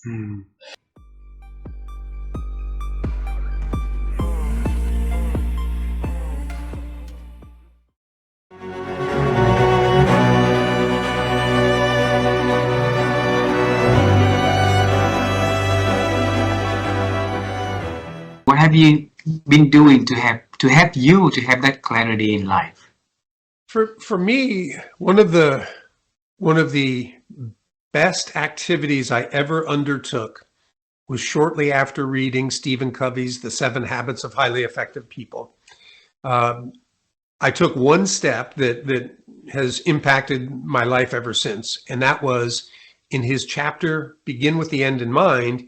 He talked about writing a personal mission statement. He said, companies have mission statements, they're North Star to guide them, but most people never have anything like that. They just live paycheck to paycheck or vacation to vacation. So I sat down, and that was more than 30 years ago, and I wrote the personal mission statement. And then I would have it pop up on a task every day, Monday through Friday at work, one section of it to read. Now, every morning, as soon as I get up and I go downstairs, I have it on an app that I can listen to. And I think that just listening to it or reading it almost every single day for more than 30 years, it just seeps into your soul. And for me, the opening statement is that when I die, my goal is I want to hear God say, well done. Well done, good and faithful servant. You were faithful with a few things. I'm going to put you in charge of many things. Enter into the joy of your master. And I don't do that in I'm working my way to heaven or I'm earning anything. No, I just want to be pleasing to God like I would want to be pleasing to my wife or to my daughter. I don't have to earn anything from any of them, and I don't have to earn anything from God. But in gratitude to how he's changed my life, I want to be pleasing to him. So that opening statement, and then I go in and I talk about my faith, family, personal well-being, career, but that is like my North Star. Bring you back to that morning 30 years ago when you wrote that personal statement, because that's very important for people to be able to have their own personal statement also in their lives, right, Brian? Have us to share back, what did you do on that morning for you to come up with that personal statements yourself? You're testing my memory. 30 years ago, I don't know that I remember the exact things, but I do know this, that my wife and I, we were going through marital issues. Everybody, if you stay together long enough, you're going to have issues that you're dealing with. And we were dealing with some really significant issues. And so reading that book, I was trying to, get some stability, I guess. And as I read that about the mission statement, it made sense. And I was convicted that, I was one of those people, kind of living day to day, trying to be a good person, trying to do, right things. but didn't have something that I was working toward. And so I thought, if I can come close to being the person that I lay out here, that will not only benefit me, it will benefit my wife and our relationship. And then eventually our daughter came along, and it's had benefit for her as well. So I think that's really what the catalyst was, there were just some hard issues going on, and I felt like this could probably help me in dealing with those.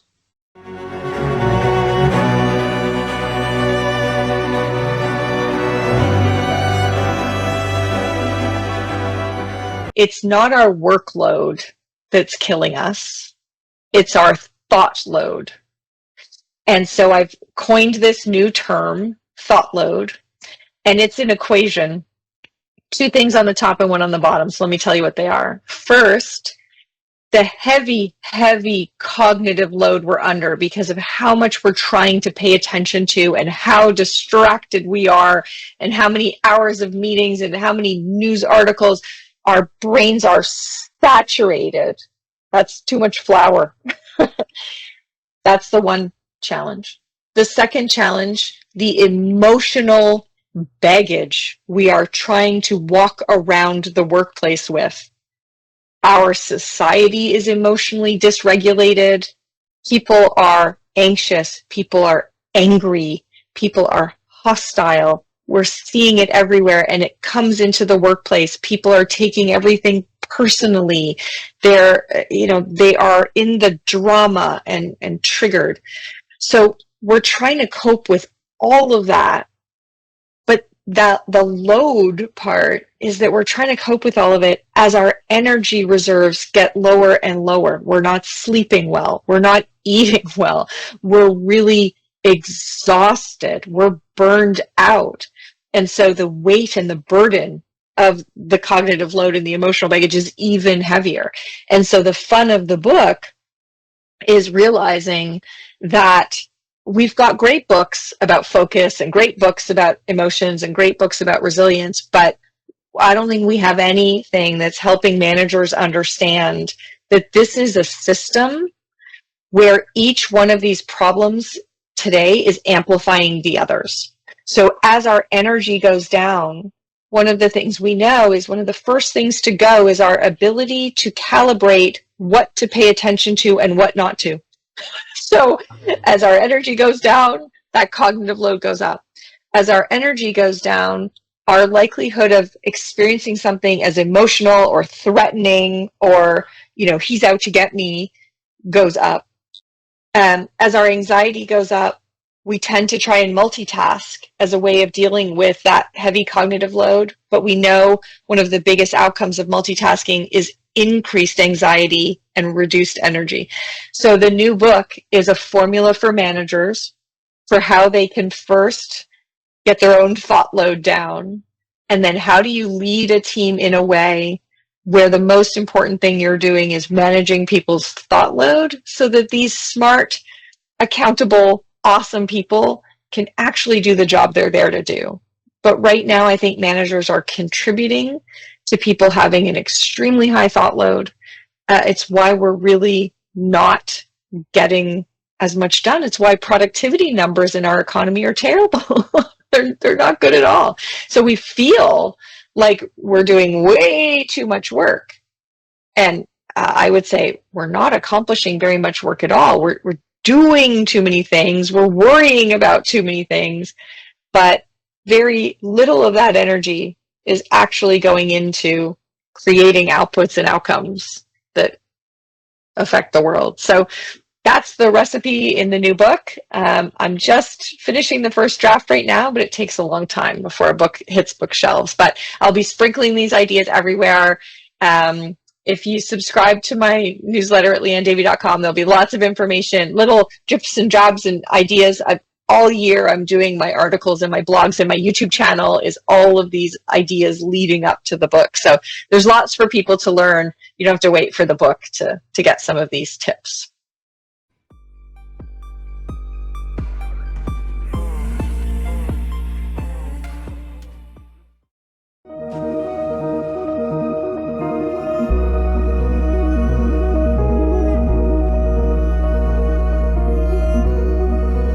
Mitchell, in this conversation, you mentioned a golden word that we love to hear many, many times in here is the word I think. All right. And my wife and I, we form a company called Rewire Thinking Lab because we want to help people to improve their ability to think. And through conversation like this is the best way for us to help people to expand their thinking simply by listening to the experts sharing how they've been expand their ability to think. So Mitchell, how have you been growing your ability to think over the years? I in general am having somewhere between 2,000 to 2,500 meetings every year. Every meeting is an opportunity for me to grow and think. Every meeting is an opportunity for me to learn. And I talked about being likable. Likable is two things. There are two values associated with being likable. One is, I call it spreading cred dust, sharing the ideas, thoughts, and actions of others. The second is showing respect, coming early, coming prepared, coming with your heart. So every one of those meetings that I have looked at their LinkedIn, I've looked at their website. If it's me being on their podcast, I've listened to at least a couple minutes of a previous podcast. And I'm coming in with a pre-understanding of who I think that person is.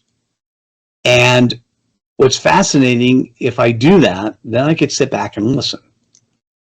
And as I'm sitting back and listening, they may say something that adds value to something I'm already thinking about. Normally, that's the way, whether you call it God-given gift or if you think about serendipity, there's always an opportunity when you're thinking about something for somebody else to say something that just, oh yeah, I see it. The 1 + 1 = 11, right? I see that because I'm listening for it. I'm not thinking about what do I need to say next. I'm thinking about what the person is saying. And many times when something like that's happened and it's been really big, I will say it out loud and I'll say, hey, that was amazing. That's not the way I thought about this topic.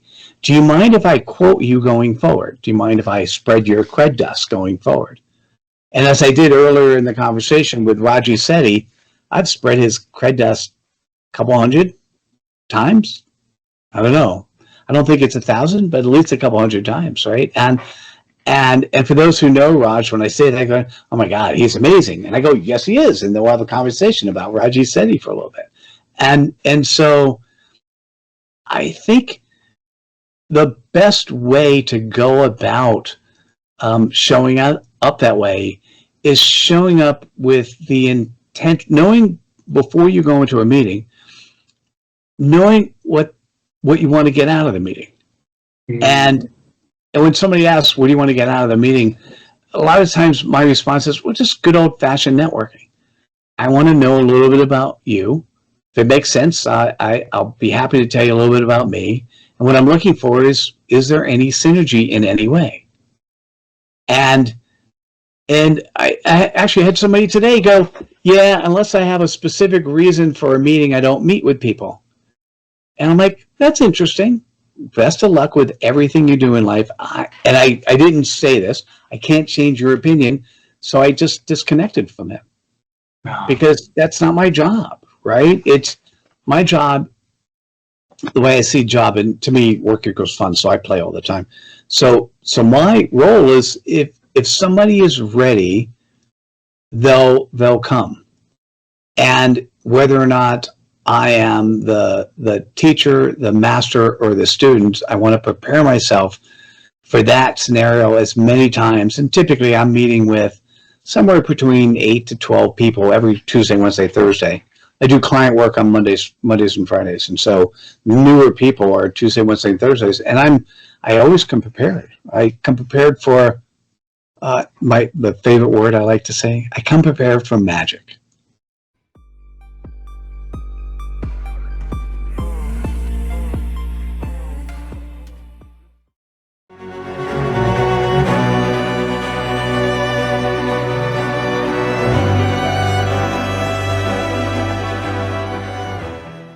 it's a very timely question because of the incredible efficiency that is made possible through artificial intelligence, right? Like we know this, we're having this moment where artificial intelligence can do all this work, and it feels very challenging and scary for people, that we're going to end up just writing human beings out of the experience of life on Earth, basically. Like we don't need humans anymore. People are saying things like that.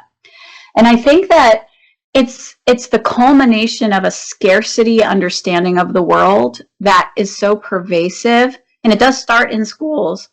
But it's this belief about the world that we know its bounds, like we understand what the world is, and it's just this.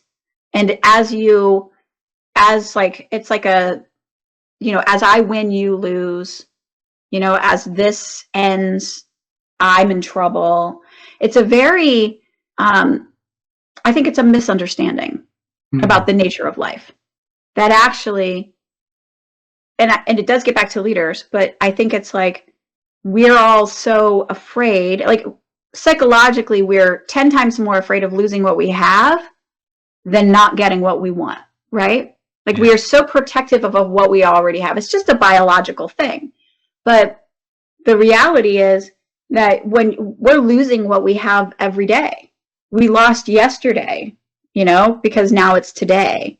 We lost our childhood to become an adult. Like there's loss as part of life, but we've set ourselves against it as a people, like especially as corporate entities, we set ourselves against loss, which is kind of like setting yourself against death. It's like you can if you want, but you will always lose that. Like you're going to die.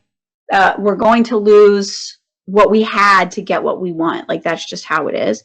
And so I think that what has happened to leaders is that they're surrounded by a scarcity understanding of the world. They have to protect what they have, and they don't have the skills to realize, they might consciously, cognitively know, I can't get what I want actually without these other people. But other people are messy.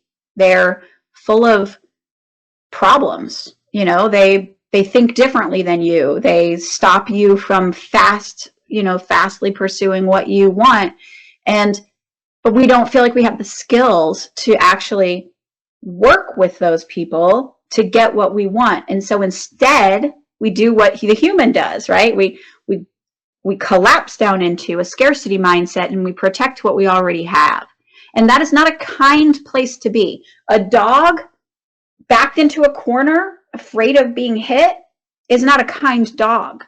And a human backed into a corner, afraid of losing their job and their financial security and their kids' future, is not a kind person. And so I think that kindness comes from relaxing into the belief that whatever happens, I've got the skills to handle it. And if I don't have the skills now, I can develop those skills. And that's actually the reason why the new edition of Great Work, which comes out on June 10th, actually has a new chapter on collaboration. And the reason I added that chapter was for this reason. People they feel like they just don't have it in them to work with others. But the solution to the problem, the abundance, right? The opposite of scarcity, abundance, that comes from working with other people. But it's not something we're comfortable with, because it requires that we relax a little bit and let things unfold.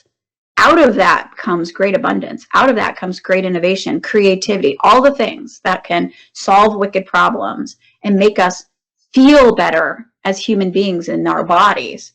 But it requires trust.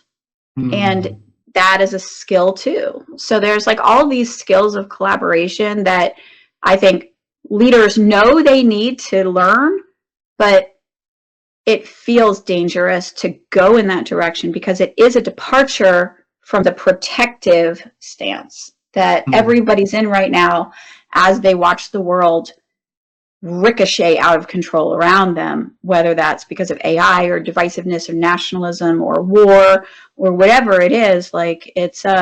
These are challenging times, but the answer is not in scarcity, it's in abundance, I think.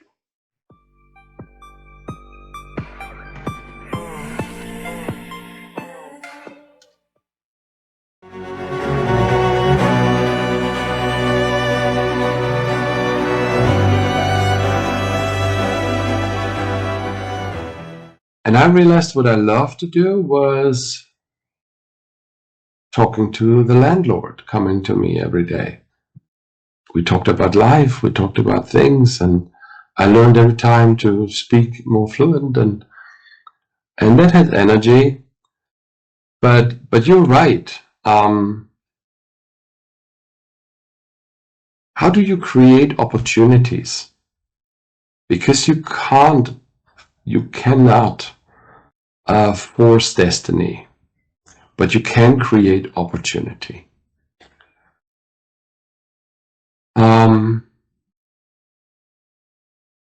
And literally, I think that's a big part of what you can take out of this situation, of this story.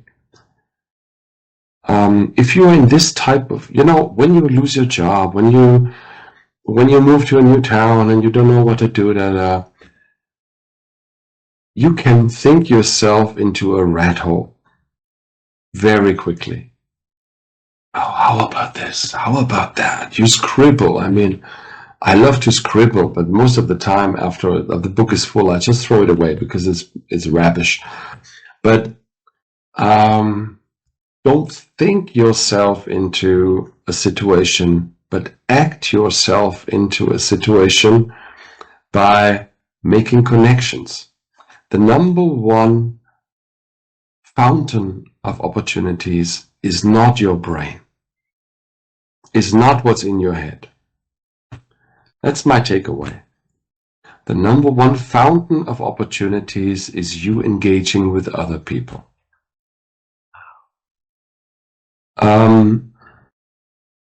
A thought in isolation is useless. A thought in a relationship is worth a gold, or could be worth a gold. Like, how did I get the job? I mean, I didn't get the job by someone scouting for a lost husband man, a household man, somewhere in this wonderful city of Malang. But it was me being out there, talking to people, connecting. The magic is in a relationship. The same. So it was also, I mean, Yes. Can you imagine that one day I was under a shower and saying, Holger, I've got a fantastic idea. You should write a New York Times bestseller. Oh yeah, I love the idea. No, that's not how the universe works. That's not how the universe works. You serve, you have an idea, you put your head on the table, take a risk, do stupid things like sending a package with penguin masks to the world-renowned professor of leadership. That's how, in the end, I co-created a New York Times bestseller.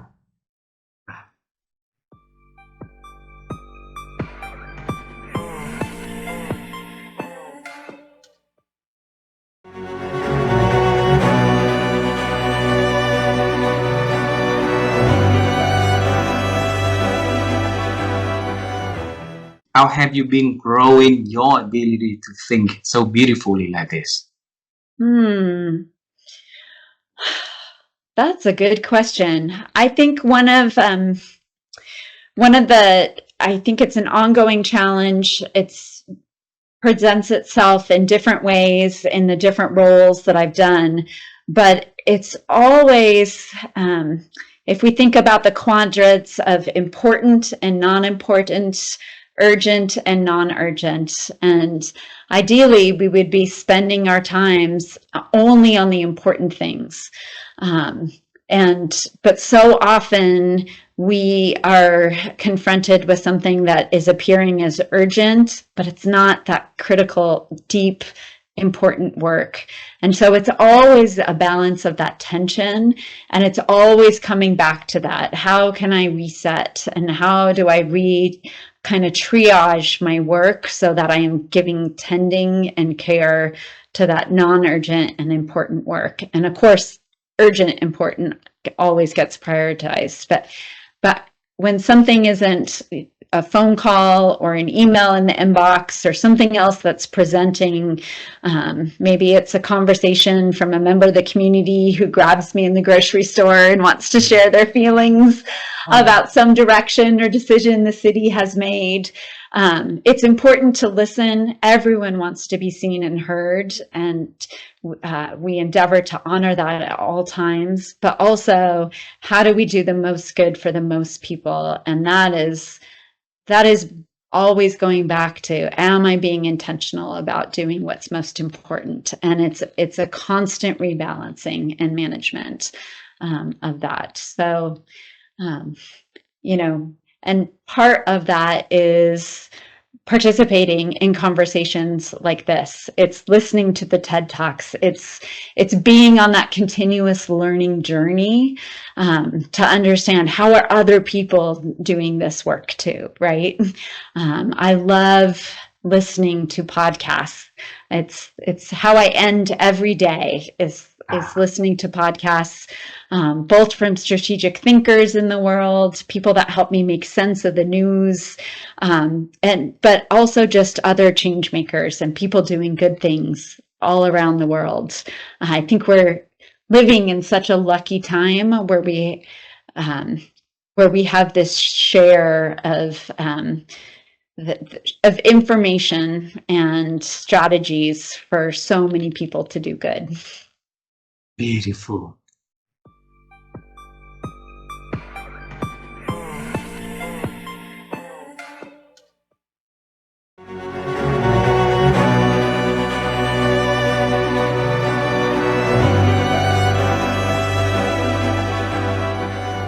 How have you been growing your ability to think? Oh, that's a big question. I think, I mean, I have good colleagues whom I'm working with. And of course, I haven't been a very good pupil when I was young, but because at that time it was not so important how good you are at school, because you could just access university anyway. Now the situation has been really changed a lot. So, but at that time also already when I was young schoolboy, I was quite interested in the subject philosophy. And we had a very good teacher. I think that was the main thing, that we had a teacher who has been able to make this very abstract subject area attractive to other people, or to us as young students. So, and I think I had several possibilities during the last 10, 15 years to work together with people who were had a quite a philosophical understanding of grasping things. And I think it has probably been a combination of my being interested in philosophy and having the chance to relate to people and work with people. So I have been working with a colleague of mine who is an expert in Søren Kierkegaard. Søren Kierkegaard is probably after Hans Christian Andersen, who wrote all these fairy tales. I don't know whether you know him. He is actually very popular in Japan, I've heard. So he has written a lot of fairy tales. And Søren Kierkegaard, he is an existential philosopher. And we now talk about Søren Kierkegaard, who has lived, who was born more than 200 years ago in Denmark, as being the first third generation coach in the world. Because what he was actually talking about was that you need another human being to develop. You cannot do it by yourself.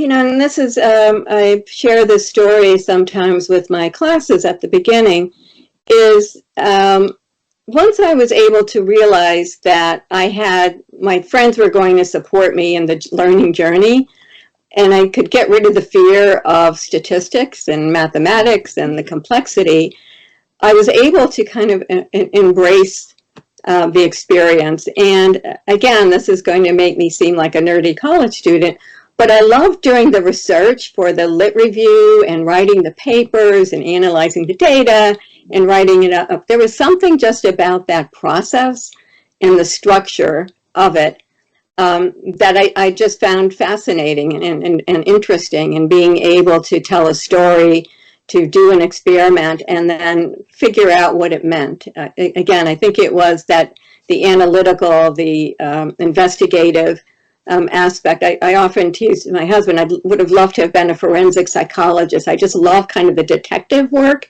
And I think research is detective work, right? We're trying to figure out, what do these clues mean? How do we put these things together? And then what's the outcome? Like, who's, like, you know, what does it all mean for people?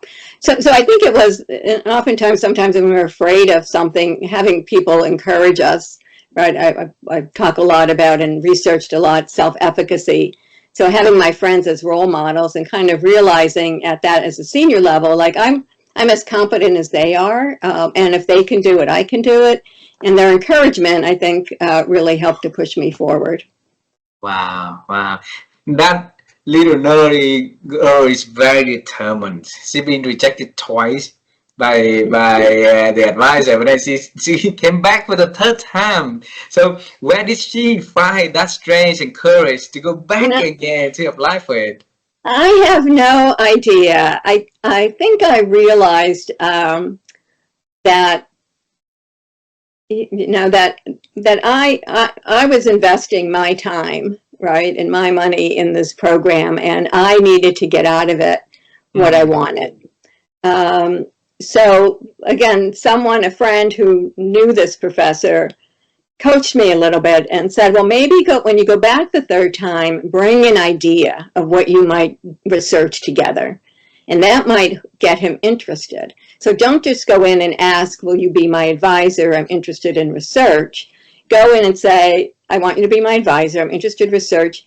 Here's an interesting idea of what I think we might be able to do some research together, and I'd really appreciate it.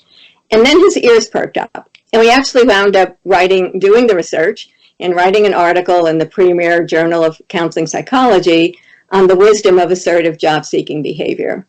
So what I learned was that when you make an ask like that and you're turned down, just figure out, is there a better way?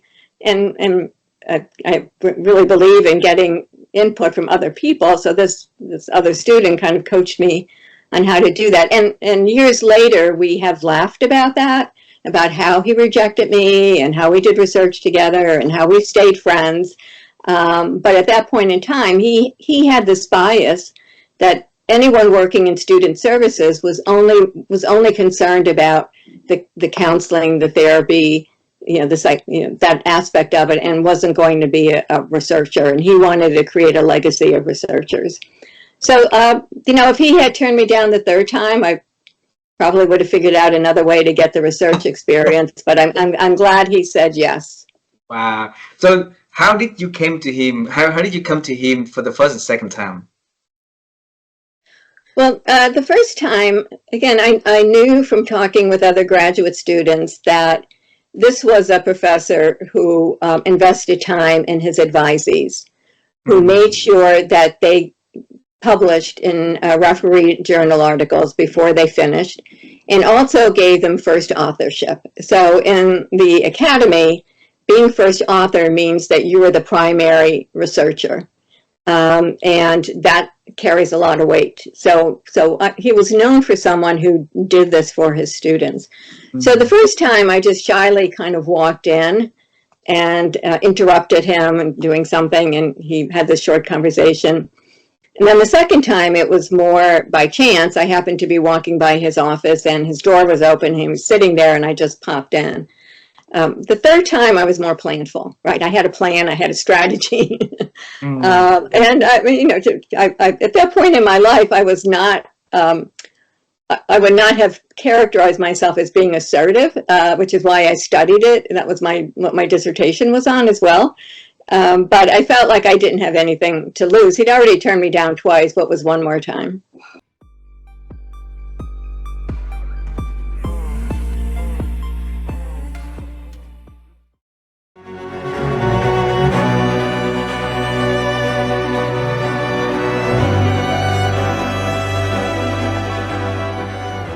Why are we trying to complicate things when we can simplify things? Ego. Ego. People's ego gets in the way.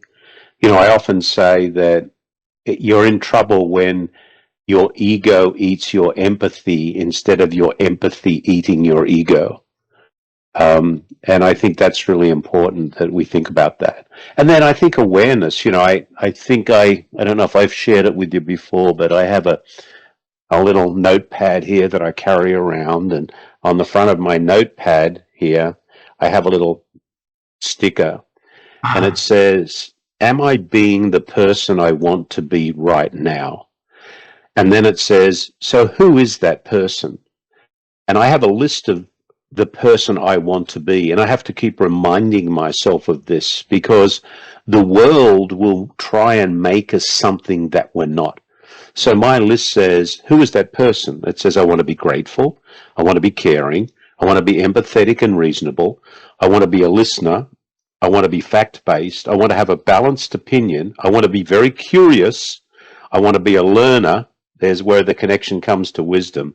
And I want to throw sunshine, not a shadow. And I've had that little list on my notebook for I don't know how many years. And there would not be a day goes by that I don't look at that, probably several times, because we have to remind ourselves that who do we want to be our best person without the world dragging us off into a place we don't want to be, because the world will do that.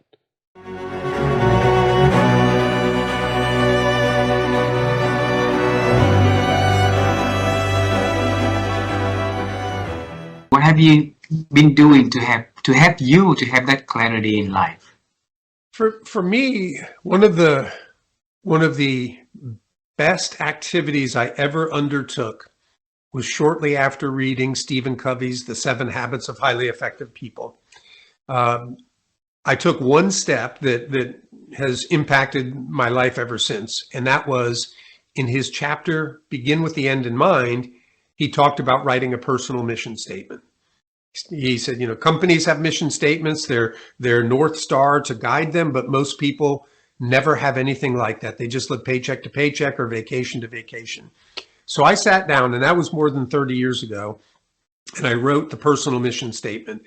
And then I would have it pop up on a task every day, Monday through Friday at work, one section of it to read.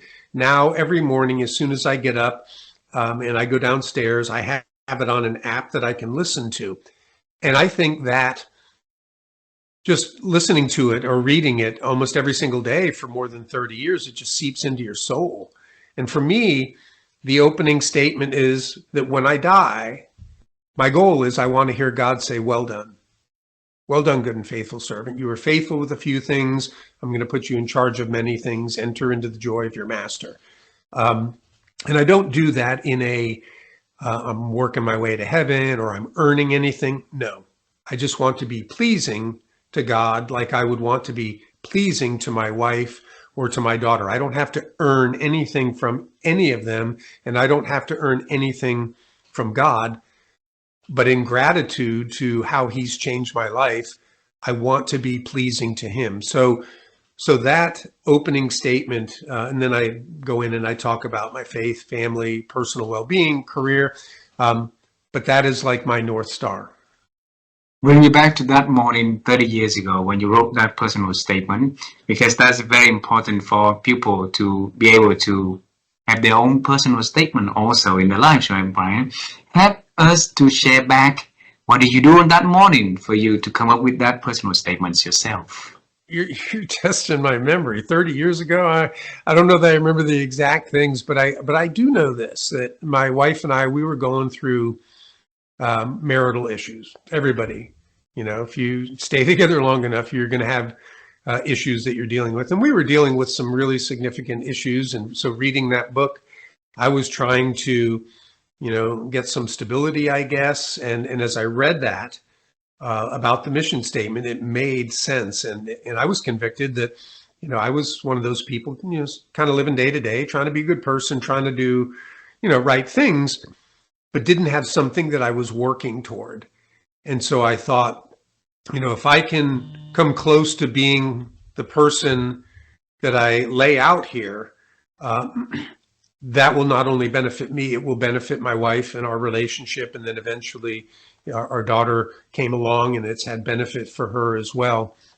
So I think that's really what the catalyst was, there were just some hard issues going on. And I felt like this could probably help me in dealing with those.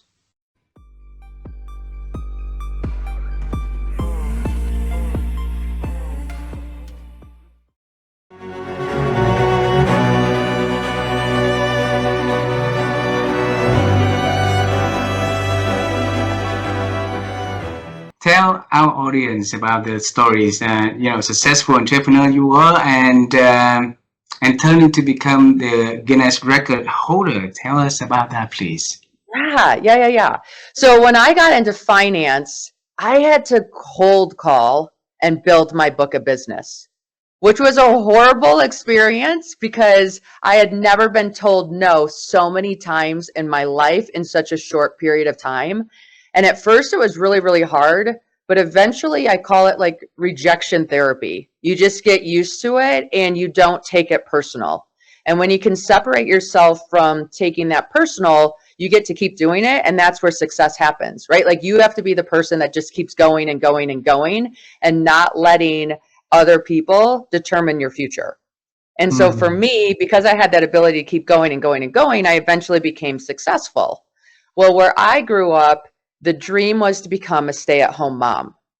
And so once I started getting successful in business, I wanted to have kids. And when I started having kids, I started to want to hire positions that I was doing to somebody else so I could be home with my children. So for me, it's always been like, what's my pain point and how do I solve that? Right? So because I had the kids at home, that helped me exit my company because I wanted to be with my kids more, and it forced me to delegate things that were really hard for me to delegate at first. I had the kids. I was like full on because I have 7 of them. I was super busy. But as they got to school full time, now I had time again. And I didn't quite know what to do with my time because I still wanted to be available. And I didn't understand like how I could contribute to work and be at home and have bandwidth for both. So my thought originally was, once the kids get to college, then I'll get back into things that I can do and that I'm excited about. The universe had a different plan for me. And in 2018, I was in a horrific car crash. And that car crash should have killed me. Luckily for me, it didn't. And that just really became a line in the sand of life before the accident and life after the accident, because I realized, like, we check out of this planet by ourselves. No one's saying, oh, Jen was a great mom, or she did PTA or coached soccer or built this amazing business. It was more, did Jen use the talents she was here to use? And did she share those with others? And so I started to use that as a reflection of well, what am I doing with my life? What can I do that allows me to help others and live this life to the best of my ability. And so in 2019, I started making a bucket list of all the things I wanted to see, do, and experience before my time was up, because we don't know when we're going to die. But with every day that we have the ability to live it to the most, right? And so I started thinking of, like, if I was to die in a year or 5 years or 10 years, what are things I want to do before my time is up on this planet? And one of those things was climb a mountain. And so in 2020, I'm like, I'm turning 40. I think I'm going to climb a mountain for my 40th birthday, because what a great way to launch a decade is to rise to meet it. And it's only going to get harder to climb a mountain as I get older. So I was training for a mountain named Ama de Blanc. And then this thing called COVID entered the scene, right? We all remember 2020, and we all kind of got locked down and our worlds changed. Well, during COVID, I was homeschooling my kids because the schools were closed down here. And one of my little guys was struggling with his math homework. So I was giving him a parent pep talk. We do hard things. You've got this. And he goes, if we do hard things, why are you climbing a mountain called I'm a Dumb Blonde instead of a real mountain like Mount Everest? And at first I didn't catch it. I'm like, I'm a dumb blonde. No, honey. That mountain is called Ama de Blanc. Not I'm a dumb blonde, but thank you. Like, finish your homework. We'll look at Everest. And so he finished his homework. We looked at Everest. He went to bed, and I was still looking at Everest. And I thought, you know what? If this kid thinks Everest is the hardest mountain in the whole world, I'm going to climb it. And I'm going to show him whatever our Everest is, we're capable of summiting. So then I have to call a coach, because I don't know how to climb Mount Everest. Like, when you don't know how to do something, the best thing you can do is hire somebody that's done it or that can help you do it. So I hire this coach, and this coach is like, yeah, you're an athlete. I can get you ready. Buy this book about becoming an uphill athlete. I'm like, okay. So I buy the book. It comes in the mail. And then in the front of the book is a story of a lady who got a Guinness World Record for doing something in the Alps. And I just remember talking to my coach saying, I could have done that. And if I got a Guinness World Record, I'd be the coolest mom in the whole world, because right now, homeschool version of me is not a cool mom. And I want to be a cool mom again. And this is really hard. And the coach took it as a challenge. I kind of took it as venting. And a few weeks later, he calls me back and he's like, Jen, I have the perfect world record for you. He's like, I think you should be the first woman to climb the 7-second summits. And at that point, I didn't even know what those were. I'm like, what are you talking about? He's like, the 7-second summits. It's the second highest point on each of the 7 continents. He goes, it's never been done by a woman before. It's only been done by one male. They're harder than the first 7. And he goes, if you think about it, 7 continents, 7 mountains, 7 children, it's a jackpot. I'm like, it is a jackpot, but I've never slept in a tent before. He's like, oh, don't worry. We can get those skills. You'll be fine.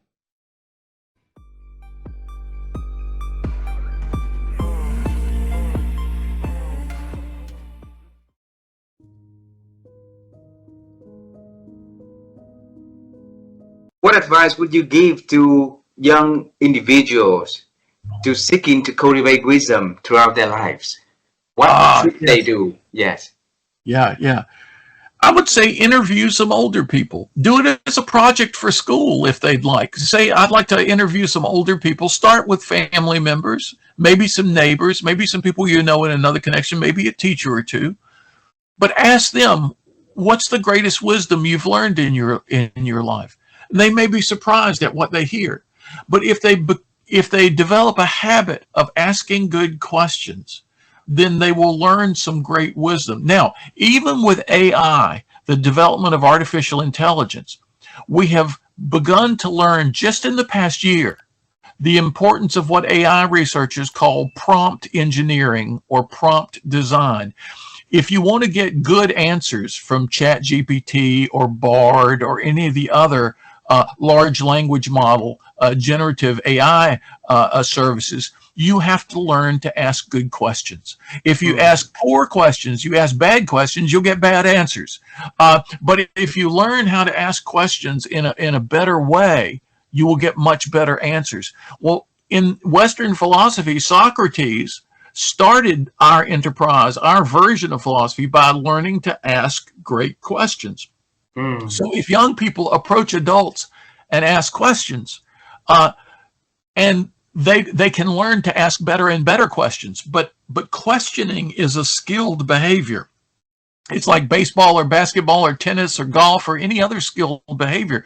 You're not going to be great at it when you first start, but you have to start to get better at it. It's a skilled behavior. And so I encourage young people, when they're around an older person, ask questions. I'm around younger people all the time who never ask any questions about my life, about what I've learned, about my experiences. I think, wow, I wish I had asked older people more questions when I was young. I wish I had asked my parents more questions about what they had learned in life. If we can convey that to people in their teens, in their 20s, in their 30s right now, if they can begin to do that, just like with ChatGPT, they can get better at asking questions, and they will get better and deeper and more useful answers.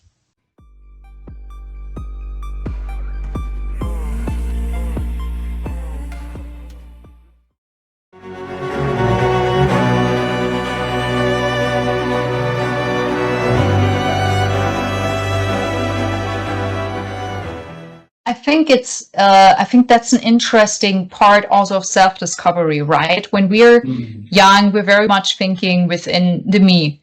And a lot of the things that I did, like I taught myself design at 13, for example. I was just like, oh yeah, I like this, right?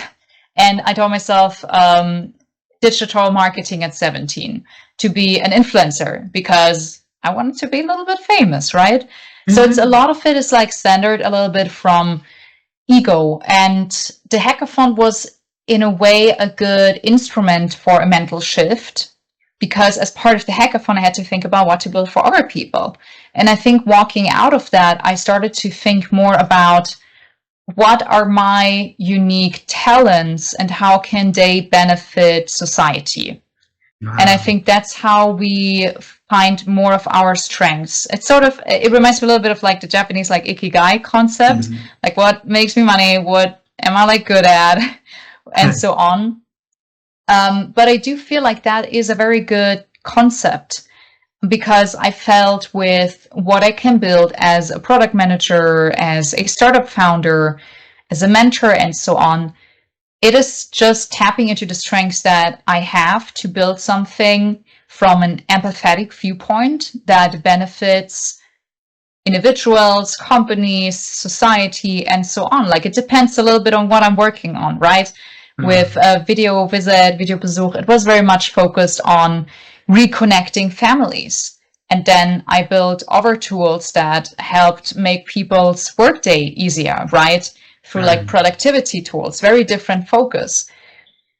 But in all of these situations, it's really more about empathizing with other people and understanding what they need and what their problems are, and then using my skill set and my problem solving skills to find the right solution for that. And I think in a sense, you're right to point out that the hackathon was probably the key shifting point that I had in thinking, because the first product that I built, I did very much build it to a degree as a solution to my own problem. But the second product I built was around other people's problems. And ever since, I've been more focused on that. And how that shift you inside of you? Sorry? How does that shifting, having the feeling inside of you? I think it's just a step towards, like, it was a step towards maturity to a degree, right? The hackathon was one thing, but overall there were just several steps over my journey where I started to adopt more this sort of thinking, where I started to look more inside and try to keep the ego out of the equation. Because I think a lot of things, and based on a lot of people that I talk to, that we want in life, a lot of those are things that we think we have to want, or status symbols and so on. It's not what we might actually want or be content with, right? And at the same time, over a longer period of time, like this is basically what my early 20s were like, there was a lot of self-discovery and identity crisis connected to that self-discovery in finding out what it is that I truly want and how I can truly contribute. I do think that that's a lifelong journey because things always change, right? We oftentimes think, or at least that's what I noticed, that it's a cultural thing also, to be fair. Oftentimes success is only considered success when it's in perpetuity. But that's not my perspective, right? I think if someone has a great marriage for 10 years and then they decide that it's maybe not the best thing to continue and they split, to me, that's not a failure. To me, that is a successful marriage for 10 years, right? And I think having this sort of perspective that we can always reinvent ourselves, and it's not a failure to reinvent yourself, right? I shifted from being an entrepreneur, like for now, right? From being a 2-time startup founder to being a product manager. I did not do that because I consider myself to be a failed entrepreneur. I do not consider myself to be a failed entrepreneur at all. Video Visit was quite a big social impact that we had there. But what I realized is that I really like being a product manager. And I really like that more than being an entrepreneur at this stage of my life. Now, might that look different 10 years from now? It might, but neither of these things is what I would consider a failure in and of itself. It's sort of a recalibration, finding a new passion, shifting. And I think being adaptable in life, adaptable and resilient, is the key to building a life that is successful by your own standards.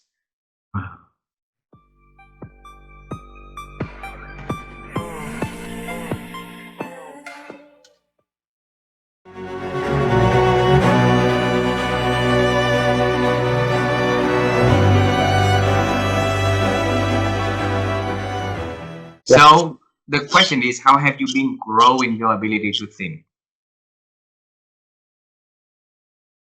By trying to think about things differently.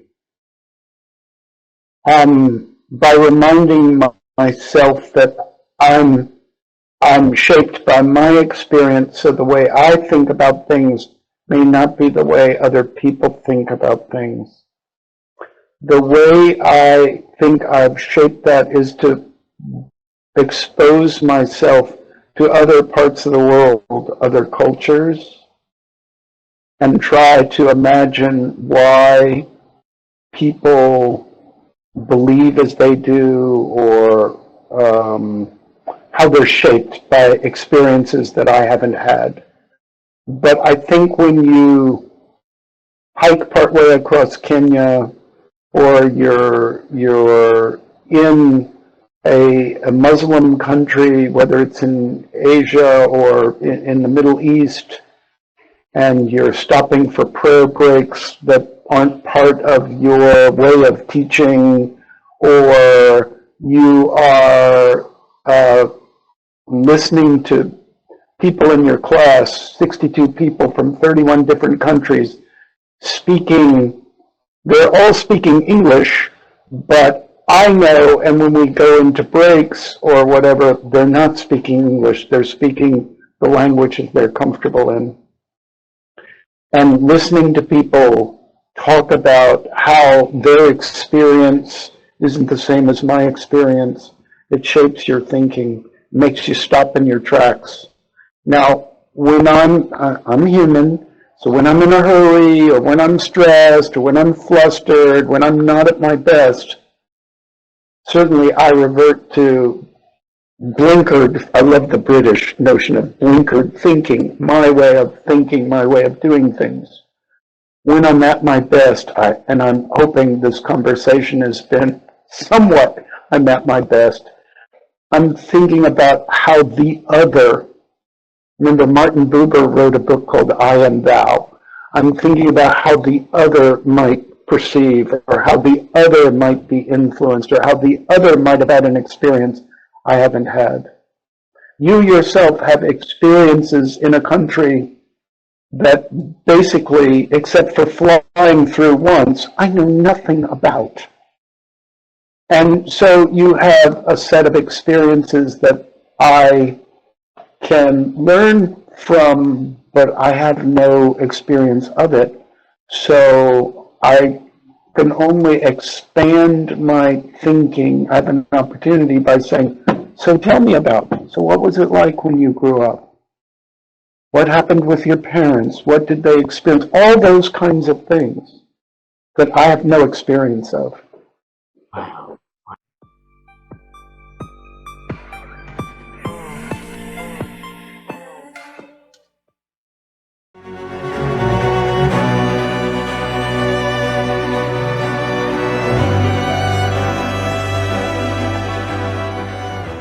Yeah, I guess when what was coming from me, very interesting, I was thinking that we also should be careful of not overthinking, and we have to take action as well. So there is a balance between thinking and also sometimes have the courage to do things. Because, and you know that probably, and I definitely know that, right, from cognitive behavioral therapy, what we think determines how we feel, our emotions and feelings, and that determines actually how we act and how we behave. So, and sometimes I see that people who only think a lot, that they don't get into action because they get stuck into those limiting beliefs they have. So I actually often say, when it's very difficult to break that pattern of limiting beliefs, act. Because when we act, we actually shape new beliefs, because we collect actually proof for a belief which was actually not serving us. For example, if somebody is very afraid to ask a question, right? That happens a lot to us, right? In a room, right? At work, because they feel like they're junior and they don't have a good question to ask, and they're very afraid what people think of them.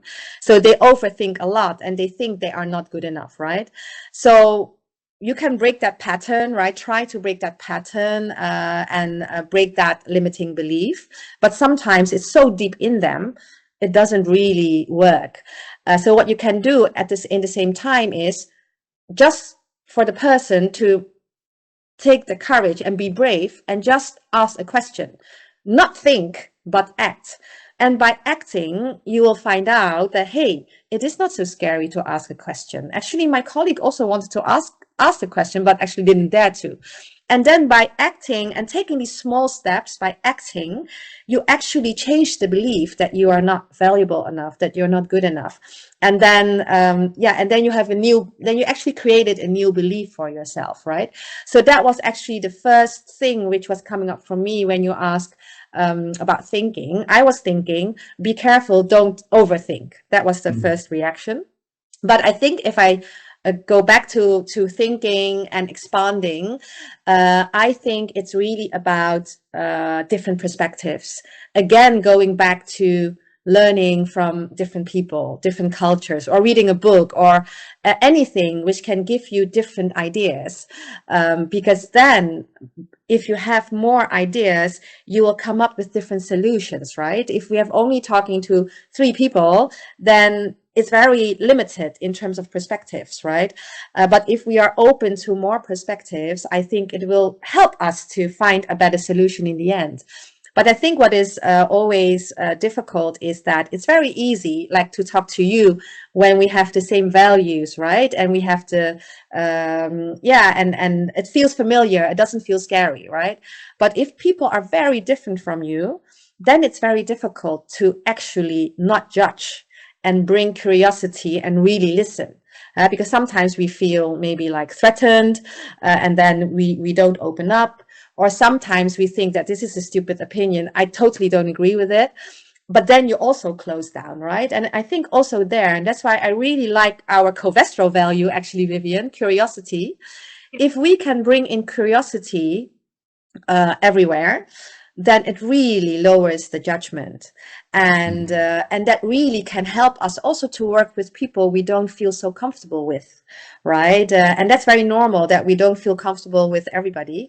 But the people who are most different from us are actually the ones we can learn probably the most from, because they have something we don't have, probably, right? And that's always a very interesting area, I think, to explore. Like if a person is giving me discomfort, probably because this person is very different from me, right? Different values, a very different background. And instead of, not engaging, is bringing in curiosity to do engage. And then you actually found out we're all humans and we're still actually similar needs. But the starting point and the stories of the others are so different that sometimes, because of the different stories, their behavior is very different. So instead of judging the behavior and understanding the stories behind, I think is very helpful to expand our thinking. Going back to your question, expand the possibilities actually we may have. So. Is that okay? So it's maybe different than you expected, but it sparked something else when you are asking that question. And I think that's the beauty of interaction, right? Because nothing, for sure, you probably prepared your questions a little bit, but every person you talk to probably is very different, and other things are coming up, and also for me. I was very curious and excited, and I loved our conversation. And I truly hope that it maybe can inspire or give some ideas, and maybe even just different perspectives, right? People don't need to agree with or even do what I do. Definitely not, because we're all different persons. And I also think that we should not copy other people, but we should find our way, right? Our process, our values. And I think that's an easy thing. So I, as a coach, right, we never give advice, because we are not that person. But what we do as a coach is actually giving the opportunity to find out the different perspectives, and for them to choose what is the best for them in that moment, right? So therefore I also try to do that, just give perspectives, and hopefully that it resonates and people pick their own nuggets out of our conversation, right?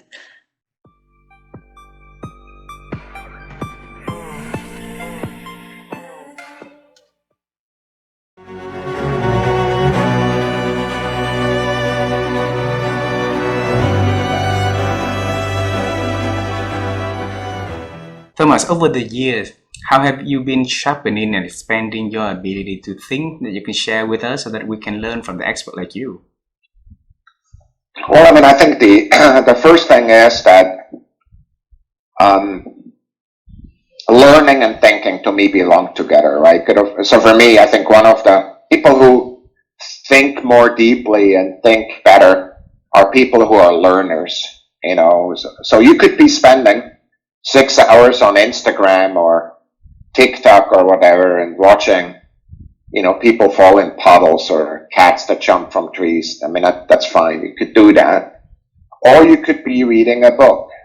You could be reading a story. You could be learning about how nature works, how humans work, right? So for me, learning to think is learning, first of all. I think the second thing about thinking I really believe in is focus. And by the way, I'm struggling with that. So it's a lifelong learning experience. What's important to me, the most important good that helps us think is time. And for me, the question is, on your schedule, where's your thinking time? Just look at your schedule. Tell me when you're thinking. So for me, focusing on that in a deliberate fashion is important. One way for me to think is to write. Like, write down a thought. Another way to think is to teach, right? If I can explain it to you, I know I've understood it. Frankly, not before.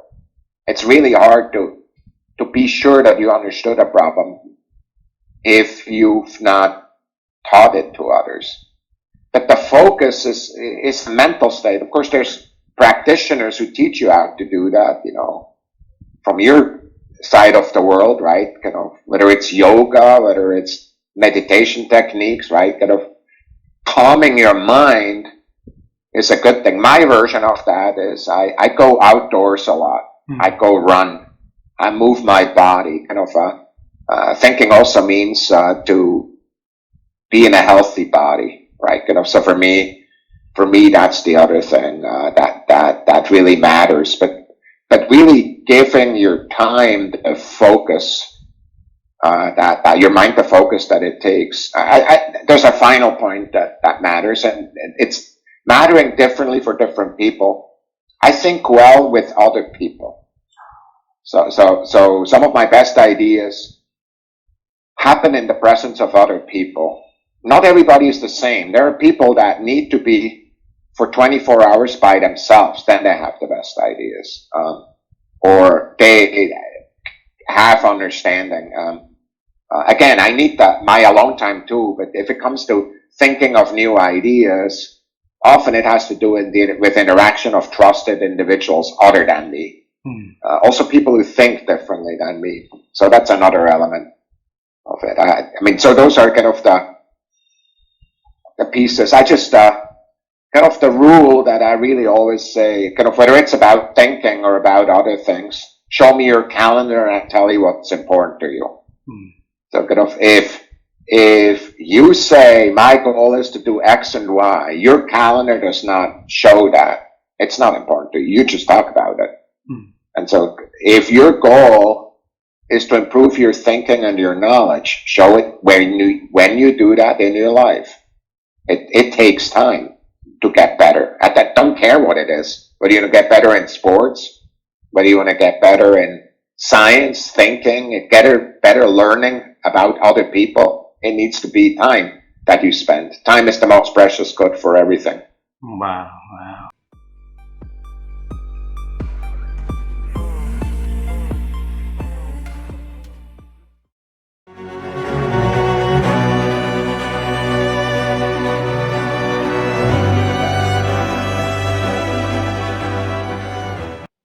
Well, this is where the neuroscience comes in really handy, because I have learned the different areas of my brain that I can use in better ways through the neuroscience.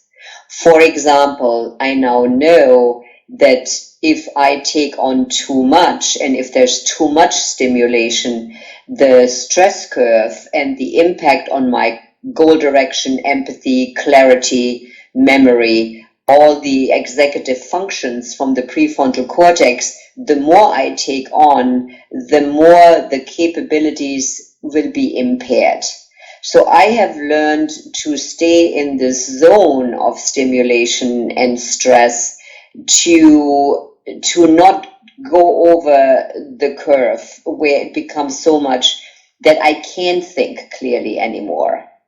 So the neuroscience has really helped me understand my thinking and where it gets to be a challenge and why.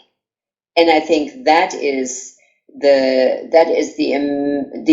incredible benefit of learning how the brain works, because it is we suddenly begin to understand why we do the things we do, and why some of the things work and why some of the things don't work, because it is related to neuroscience. Wow. And so, so I've learned to not overstimulate myself so that I don't lose, my executive function capabilities. But I've also learned that, I can't keep everything in here. And so, there's another sort of researcher, her name is Annie Murphy Paul. If you get a chance to get her book, The Extended Mind.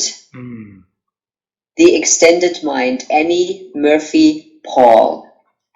Okay. It's a very, very good book that helps us understand that in modern times, our brain can't keep that stuff in here anymore. We've just way overextended our capabilities to think clearly. And so the extended mind is the philosophy that we need to offload what's in here into other areas. And so having a to-do list, a vision board, a whiteboard where you can move things around, things that become visual, help us offload what's in here in terms of thoughts. Wow. And frees up space. So I have learned to offload so that I only keep in here what I need in this moment. Wow. And that will help So you. that I don't get distracted about the next thing. And it's like that's offloaded already. The next thing is offloaded. It's already in a file. It's on my calendar. It's on my to-do list, on a sticky note. It's in a reminder. So that's already handled. So my brain doesn't have to hold that now in here while I'm talking to you. Wow. Thank you so much. So really, that book is mind-blowing. It's fabulous. It's extremely well written. Lots of stories, and not sort of so scientific that, she'll lose the reader, but I can highly recommend it. Absolutely. Annie Murphy Paul, right? And the book Annie Murphy Paul. and the Yes. book, The Extended Mind. The Extended Mind. I will Yes. definitely look forward to that book, and I also look forward to contact her and send your message to her. You were the one who introduced me to the Yes, to her you work. can tell her there's a fan club out there in the coaching world that she might not be aware of, and we love her work and her research, and we use it all the time in coaching. So if you get to talk to her, you can say there's a big group of people out there that love your work.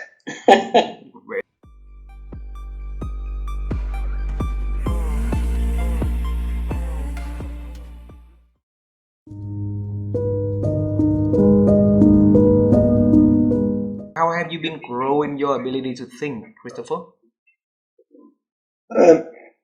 Now, there's two reasons here. One, say, if you're a little bit, say, if I would now be diagnosed, probably say, oh, he has a little bit ADHD, maybe a little bit autistic spectrum. By the way, he's also dyslexic, so yes, he's messed up, put him on medication. Now, the beauty of that diagnosis is that the head brain likes to think differently. So I have an advantage, say, how I think. So I like to do 5 things on my screen and like to see the connection. So I'm more a global thinker. So I have that little bit advantage.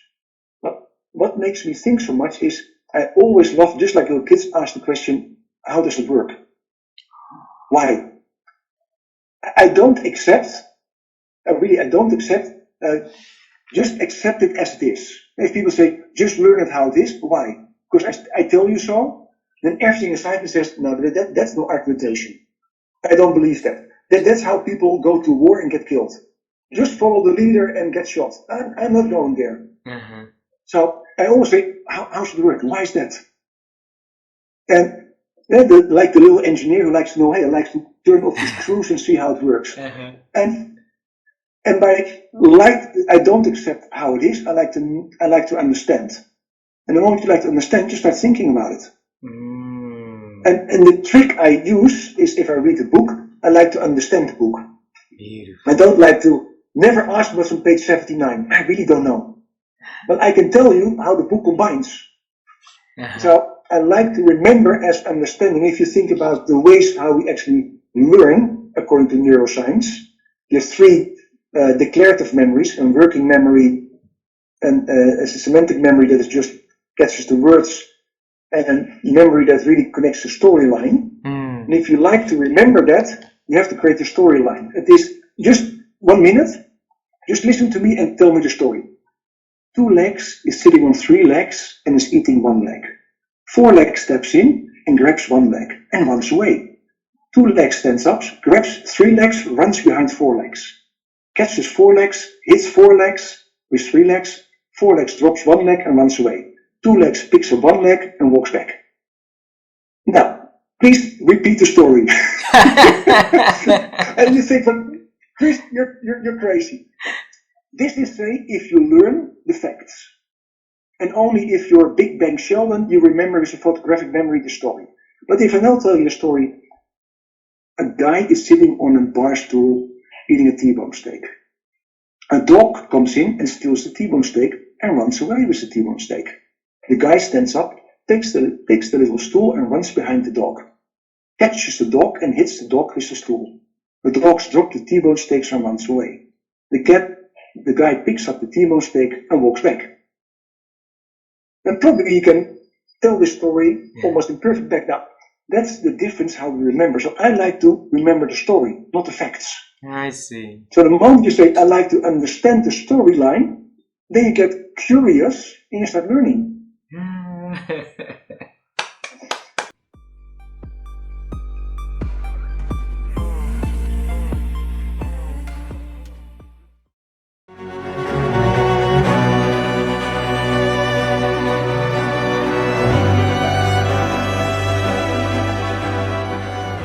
So how have you grown your ability to think over the years, Patricia?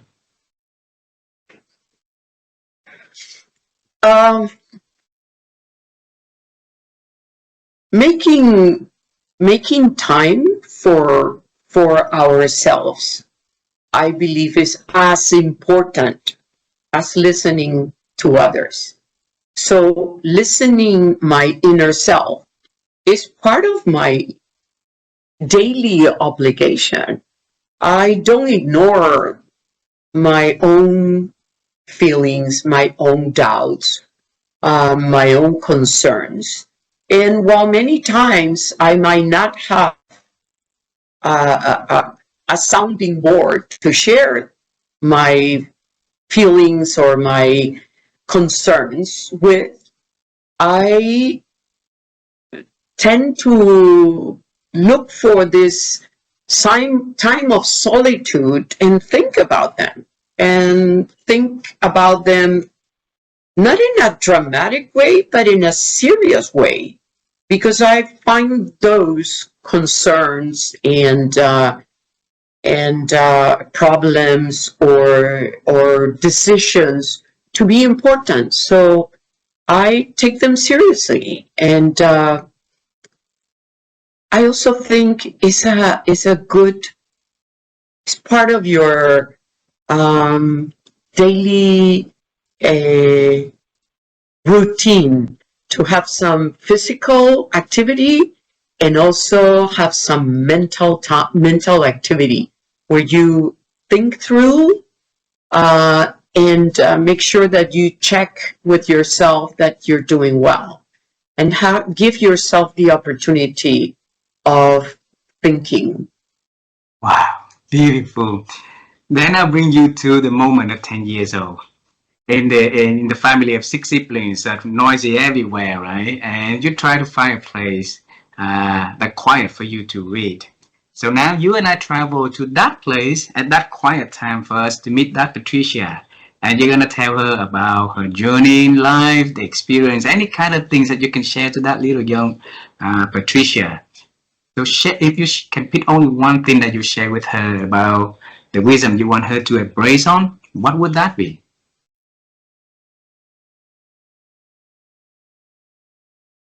I'd say, don't be afraid.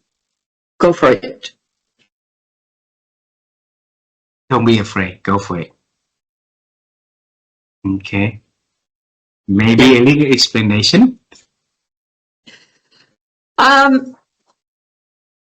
I promote to my team that they make their own decisions. They can come and check with me, but I do promote, hey, what would you do? What would you decide? And I think that the worst happens when your doubts are so big that you don't make decisions, which to me is much worse than making a mistake. Making a mistake or failing is part of the journey, right? Not making decisions is just keeps you still where you are. You might be alive, but you're not moving forward. So don't be afraid. Go for it. Wow.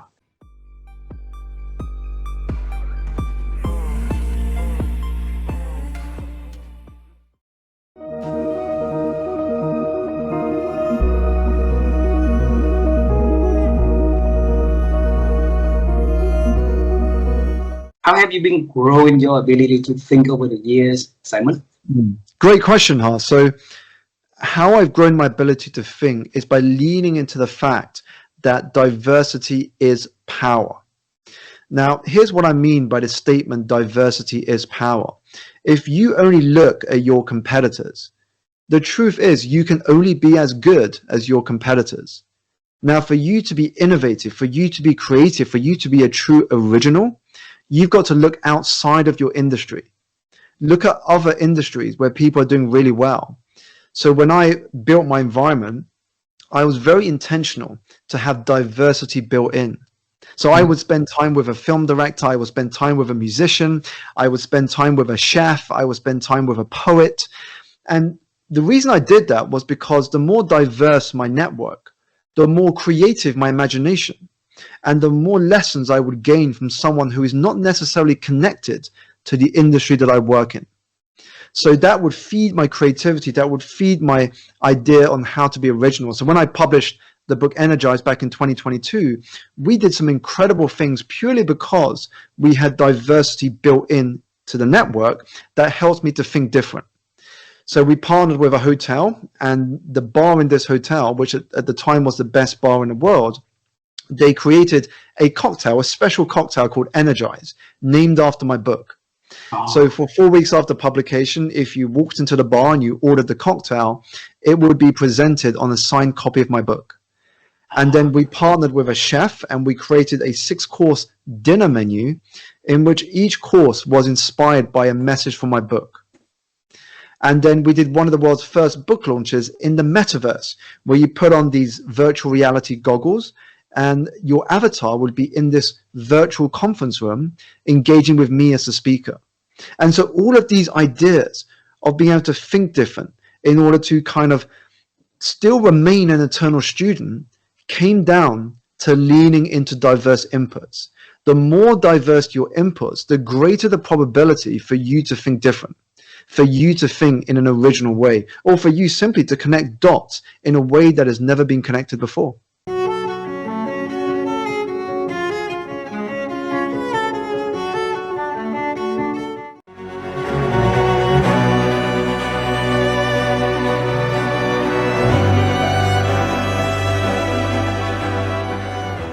But I think many, many human beings have that drive to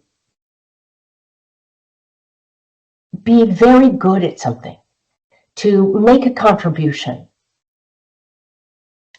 to have opportunities to learn.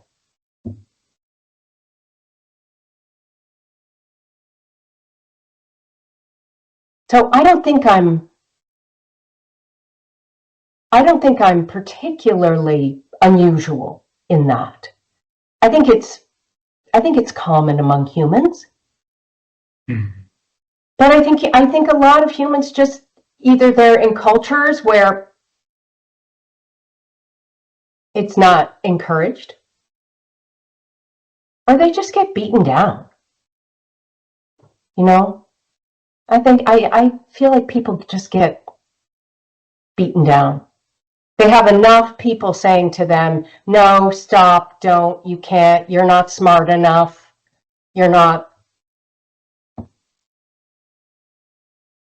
One of my uncles once, who isn't blood relative, so I didn't get any of this from him, I don't think, but he started another company. He was an entrepreneur, and he started a retail clothing company that shall not be named, that literally changed the way people dress now all over the world. Because when I was a little girl traveling around Europe, I could tell where people were from. And now we can't. It doesn't matter where you go, right? That's because of one store that was started in the late 60s. And that uncle, when I started my coaching business, we were at a wedding and he was very, very tall. And so we were chatting and he's looking down on me, literally. I'm looking up at him. And I told him he said, what are you up to? And I told him what I was doing. And he said, Who said you could do that? That was his question to me. Who said you could do that? It's like, I've never heard of that. Who said you could do that?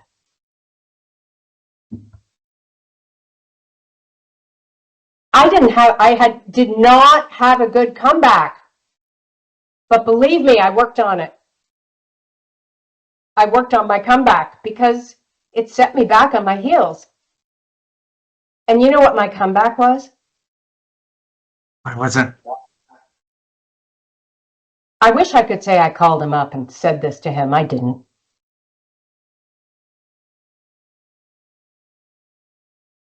But it helped me a lot. Because my comeback finally I got to was, who said I couldn't? Mm-hmm. Who said I couldn't? I'm not hurting anyone. My clients were happy. They kept coming back. They referred their friends. I wasn't charging at that time so much money that, and I would say to them, look, if you're not happy, I'll give you your money back. Wow. I've only had to do that once. Wow. Who couldn't do that? Why? I had to give somebody's money back. Wow. They weren't happy with my coaching. But you know, it's like, who's going to stop you? Whose permission do you need? It's not like I was, doing neurosurgery with no training. Right? Yes.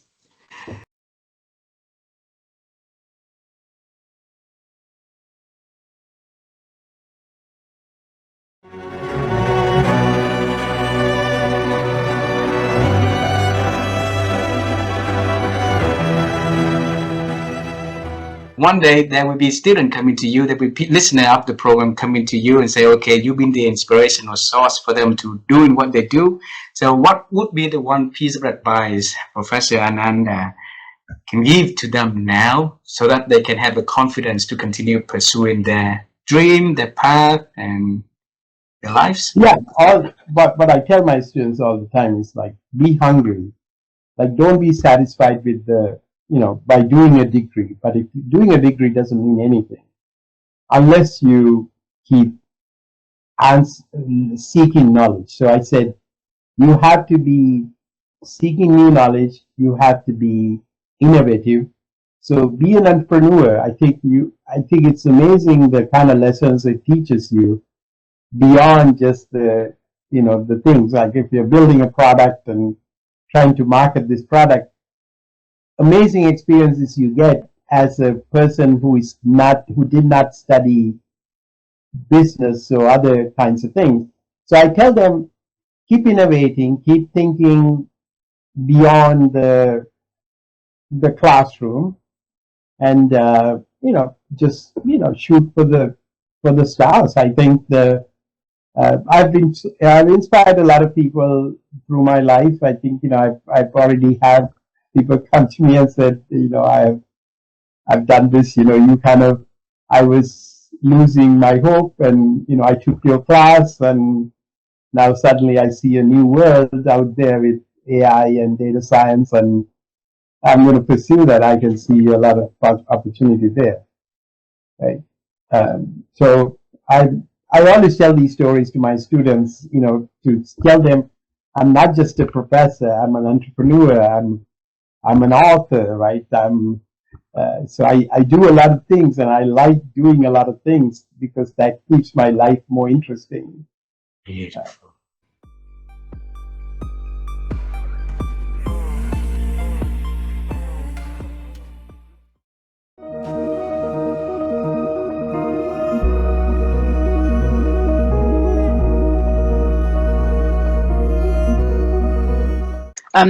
Isn't it ironic that we used to be told that you had to be a heroic leader, and now we understand actually the very opposite is true, and that if we look at, I think a good place to start is to look at the people who you think are amazing leaders, and you will instantly realize that they role model empathy and compassion and forgiveness. They might even role model vulnerability and are willing to share that they're not perfect and they don't have all of the answers all the time.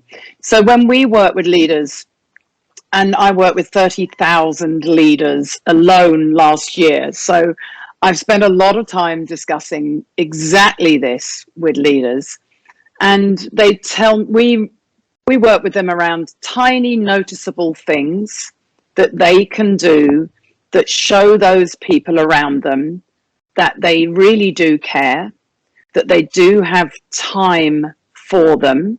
So you want to be an active listener to develop those high quality connections and to understand that all of the time you are investing in talking to even a single member of your team about their weekend or their family life or their culture, every time you give them, you will get that ROI. You know, it is absolutely the best thing we can do as leaders is to get to know your teams.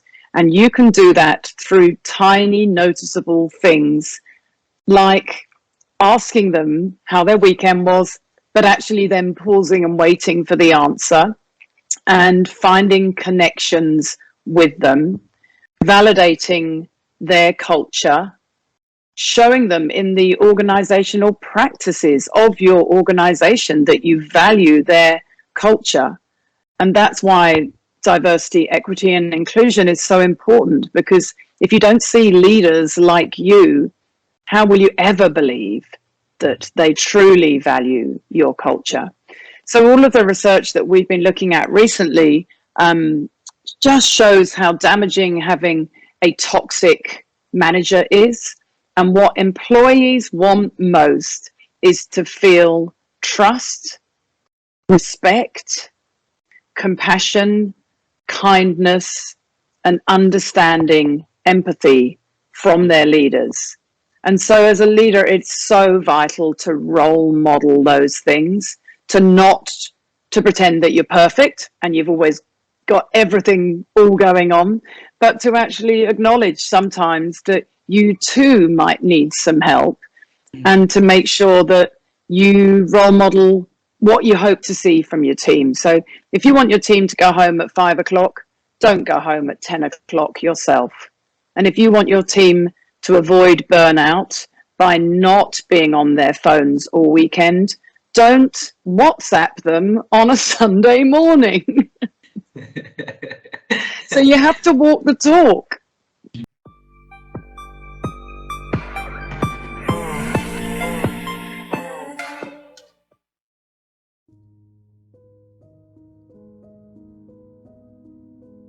So, Professor Kurt, how have you been growing your ability to think over the years?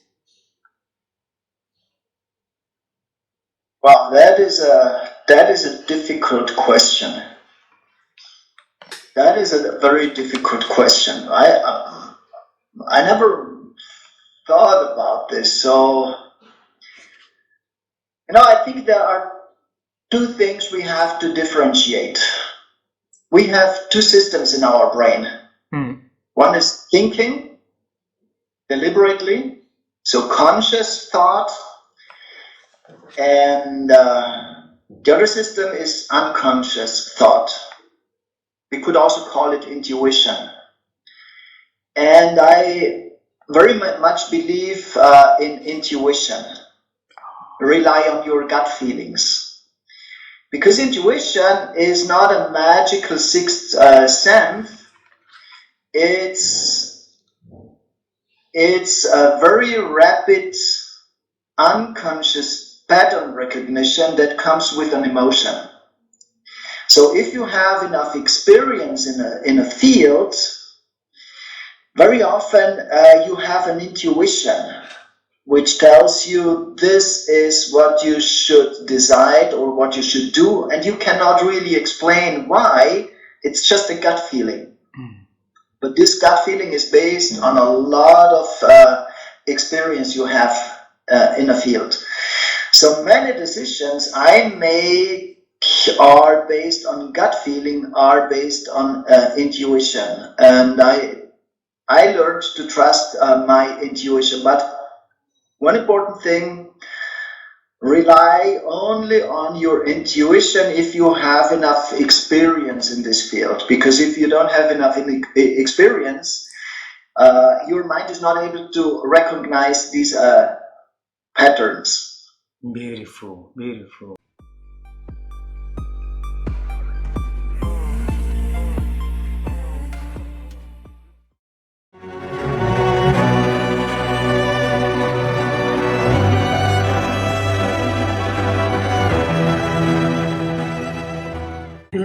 Well, one other thing that I want to share with you, just based on what you just said about the windows and the observation, is a question that Frances used to ask everyone she met.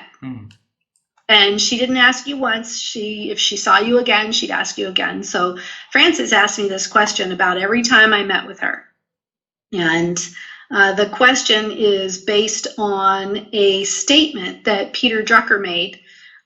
He was interviewed by Forbes magazine, I believe it was, and the interviewer said to Peter, how do you always know what's going to happen in leadership or management? How, the founding father of modern management, this is Peter Drucker. How do you always know what's going to happen in management? 20 years out, you're predicting what's going to happen and you end up being right.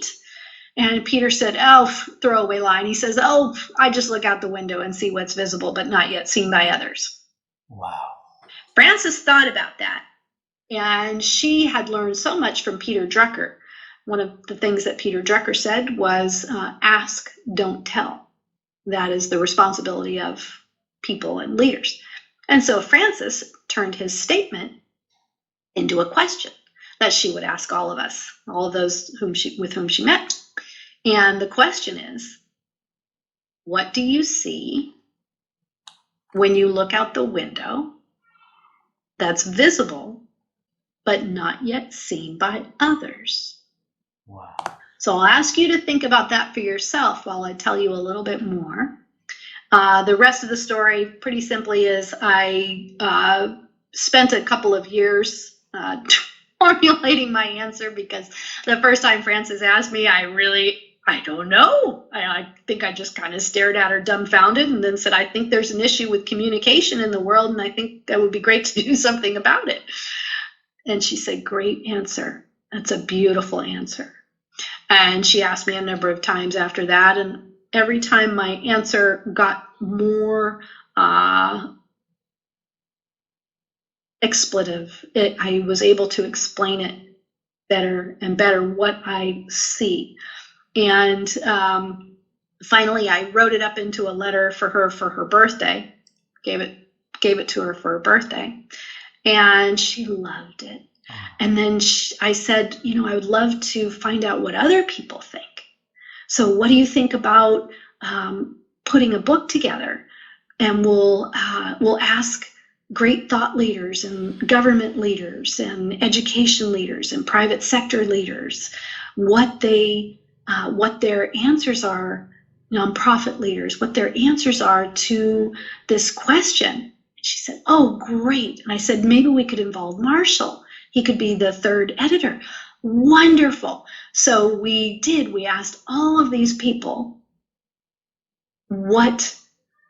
to this question and what their answers were to this question, and asked them to write up their answers in an essay for our book, which the title of is Work is Love Made Visible. And wonderful book.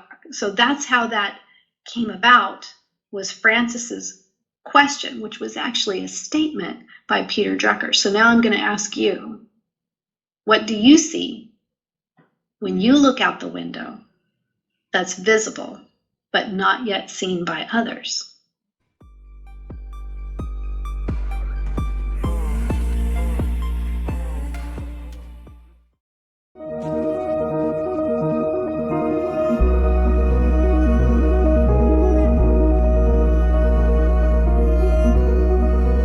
Over the years, how have you been helping you to improve your ability to think, Bruce? I think I've improved it by just reading a lot. I read books, I read magazine articles, journal articles, newspapers. So I read quite a bit on a number of different subjects. And I think, how do all these things compare? So it may or may not be about thinking as a discipline, because I think there it's something where is maybe individual to people about how they carve out time for thinking or get rid of distractions if that's possible. But I would say I'm always thinking. I'm a pretty introspective person. So, but a lot of it is reflection on things like what I've read or what I've maybe seen on something like what you and I are doing now, or a television show. So I feel all that helps me thinking, because I feel I am good at making connections between, and this is something Drucker did a lot, making connections between disparate parts of thought or of things that you read. So I feel that being a big reader is really helpful, but then also reflecting about that, reflecting about what you read, and about thinking about how does this relate to my life or my work as a leader or my work in business or whatever it might be. So I think that's a very key thing, reading, observing, listening, and then relating it to your life. I also take a lot of notes, if I can.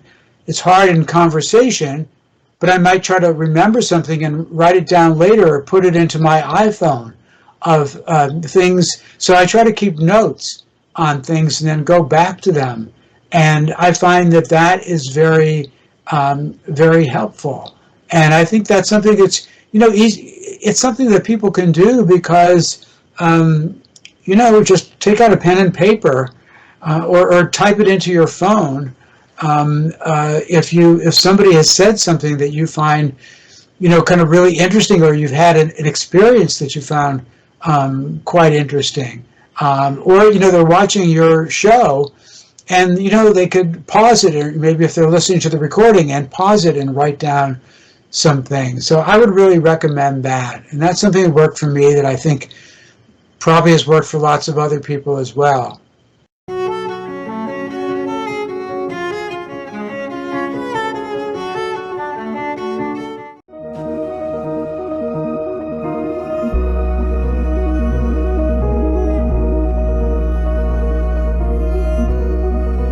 How do you define what wisdom is? So wisdom is a mixture of things to me. It's what you've learned and you've taken the lesson from, but what you also learn from your higher self. Not just from this self. What has the higher self told you? That's when you're listening to the higher self. So you're becoming aware that you do have a higher self. And wisdom comes from that higher self, not from this self that's sitting here. That higher self that says, yeah, I learned that lesson, but here's a better lesson in that lesson.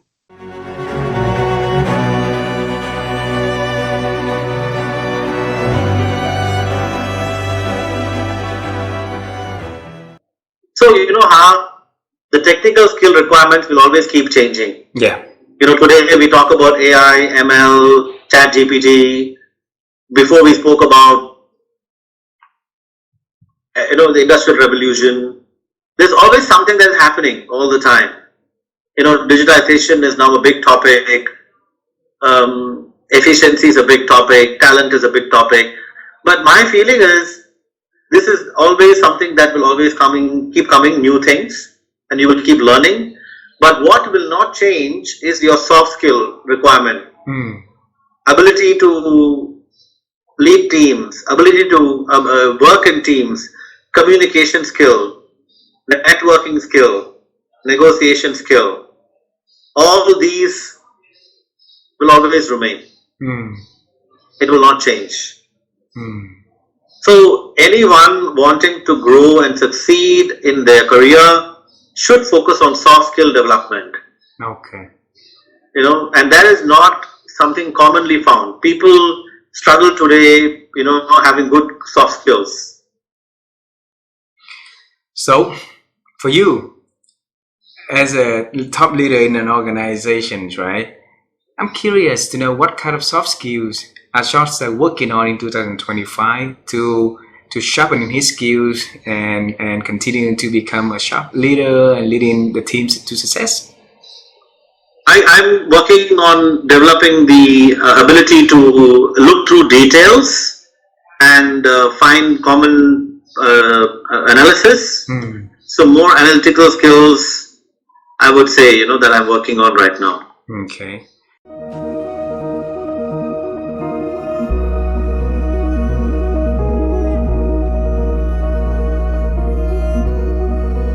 You don't have to look very far to see the folly of knowing, right? So,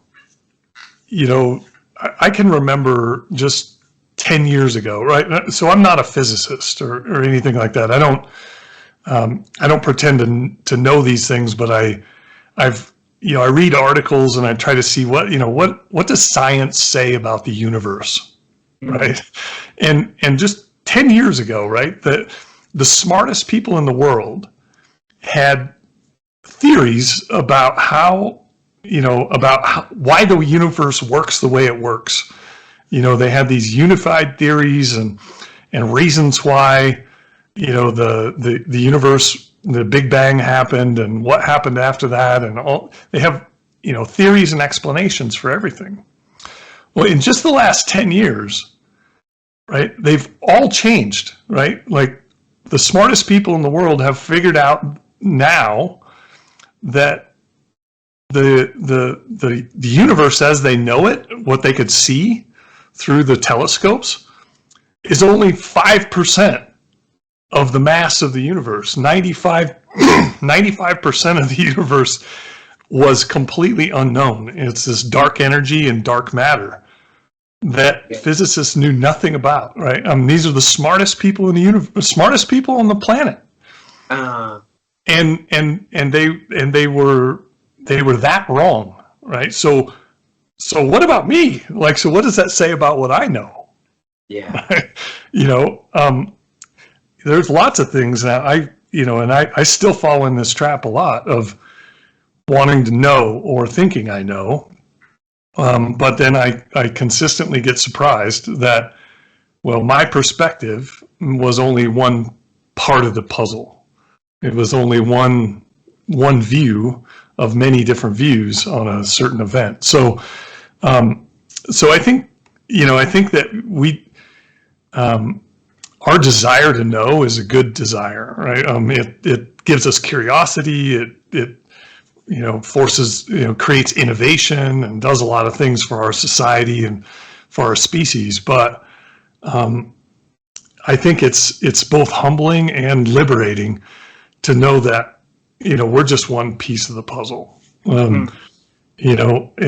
Because, when I think I know, right, then, usually it doesn't turn out well. I'm usually wrong. I usually end up making mistakes or, needing to go back and revise, right, what I thought I knew. And so, I think just realizing that we only know a little is one of the, I think the two wisest things I think a person can say is, I don't know, and I need help.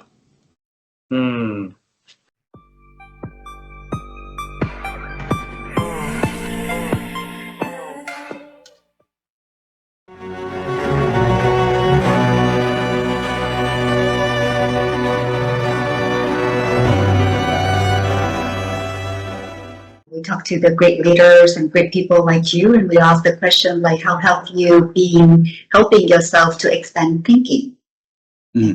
For me, I've always, as I mentioned earlier, it's through people. People help me expand my thinking. And by the way, and so does AI. I just treat AI like a person. And so I ask it questions and I have conversations with it. You know, I can have an hour-long conversation with AI about a topic that I learned from. And I will also do that with a person. I recently was at this camp, and I met the gentleman who was the co-founder of Instagram. And I just, you know, got into a deep conversation with him about a number of things, and I learned so much. So to me, my opportunity for learning and thinking is through people and AI now. Wow.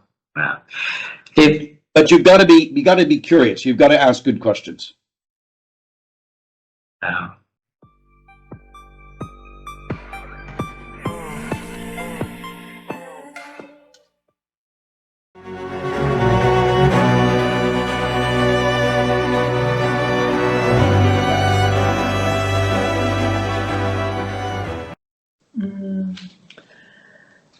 Oh, I think for me, it is about staying curious and continuing to seek out new ideas, new information. And that has been by reading, that has been through podcasts, you know, YouTube. There's so many incredible sources now where, you know, when I first moved to Zambia, I thought, oh, I'm in this tiny little country in the middle of Africa. I have access to nothing. That's not true anymore. I have access to the whole world because of the internet and shows like yours and so on. I think for me, it's curiosity, and it's a curiosity about who I am as well, and wanting to delve deeper and peel off more layers of that onion, and then of course use that information to help others. So to continue to help myself think, it's about being curious, about questioning things and learning more, broadening my own perspective, realizing that you know, if I only know this, I'm in my little box here. The more I know, the more I expose myself, the more the wider my perception can be. Beautiful.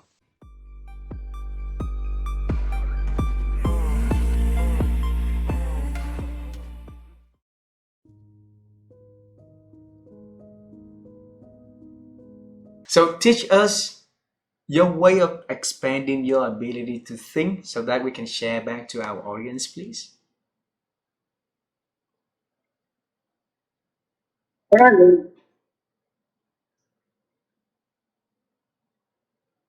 People, social creatures, and that's important. We evolved from sitting around campfires after hunting all day and trying to survive all day. But we talked. When we sat around those campfires, we talked. And we told each other of what our experiences of the day were. We shared with each other the good hunting grounds, the good gathering grounds, where the dangers were. That is still true today. When we sit around a meal, or we sit around in a circle and we talk to each other, and we share our experiences, we're learning.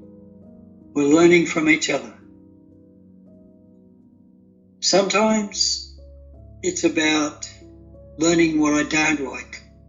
If I don't know where I want to be, it's about learning where I don't want to be. If I don't know what I want to do, it's about learning what I don't want to do. There's the key, I think, to improving the way I think is listening to other people. It's about learning. Beautiful. Just simple learning. Thank you very much.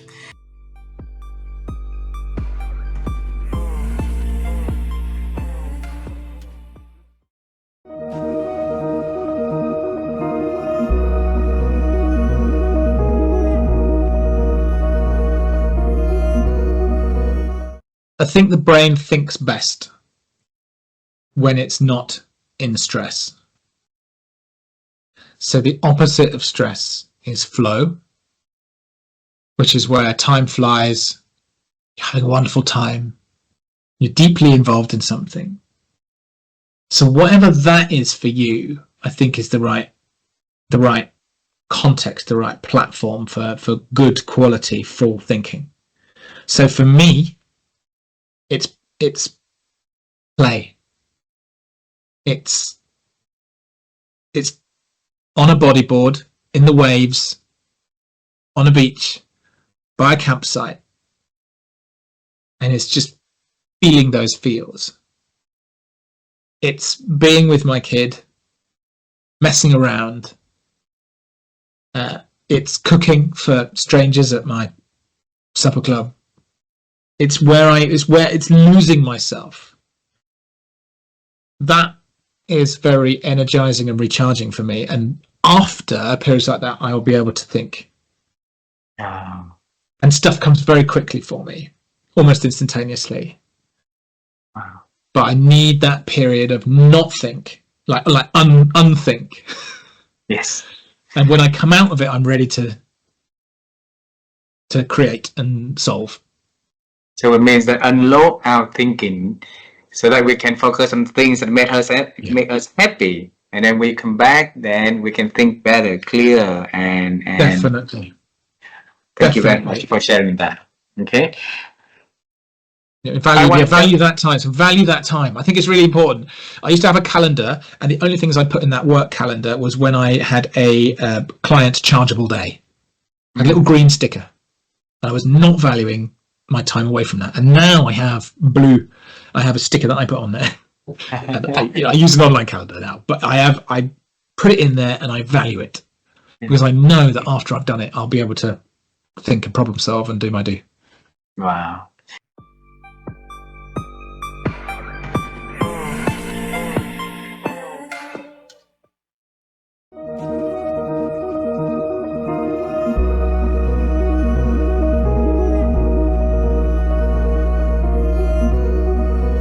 Yeah, I think it's well, what is sustainable, is something that you're not going to throw away. It's something that you can always reuse, right? It is sustainable. You can keep it with you. It's not going to die or not going to be damaged. And that's the thing, is that that wisdom, this life experience, this way of thinking, this kind of philosophy, it is sustainable thinking. Right, because you can use it in every experience of your life, or even at work. You can use it in 20 years or 50 years or 100 years from now. And so it's just it gets transformed, so it gets applied differently by different people, but it's the same at the root cause. At the root, at the beginning. Yeah, it is the same. It is the same knowledge. It is the same thing that you reuse, and so that's kind of how I would explain this, sustainable thinking. And in coaching, it's like ancient wisdom, things like that. You have a lot of that in Asia. I think that there is a lot of sustainable knowledge, sustainable techniques, sustainable approaches, and these things actually are very good to be shared, through technology and through AI, because when people understand, when people apply them, when people appropriate, right, or integrate that, they also become sustainable. They can use that everywhere, every time, as much as they want, right? So from me to you to someone else, maybe it just changes the colors, or some elements add to that, but it's the same cloth. I'm just sharing, it's the same book, and basically just evolves through time and through people. And I think this is, for me, a definition of sustainability, is to make that reusable, transformable, without losing its essence or purpose. If I want to have that way of thinking, what do I need to do every day? Well, you need to remind yourself about some of the methods, the principle, and you need to put yourself into practice, right? I think it's like sports, right? It's like health. If you want to live in a good health, I don't know, every morning you go up and you go have a walk, or if you don't have a walk, you make a pause during your day and you go to the gym, or right? That's basically a little bit of discipline, regularity. You need to put things under practice, right? So if you're under pain, you speak with friends, you speak with people, you reflect, you give yourself time, or if you have a challenge and you don't know how to get organized, then you pause, you take your you get your eyes out of the work you do, and you observe and you ask yourself questions. So I think the practice is about that, right? It's really about the questioning, right? It's like, okay, where am I now? What's happening to me? Why am I here, right? Why do I feel this? Why do I think this? Can I do it better? How can I change? What can I do to change? Why do I need to change that, right? And who I want to become through that change. These are all the kind of questions that are sustainable everywhere, every time, with everyone. It's universal.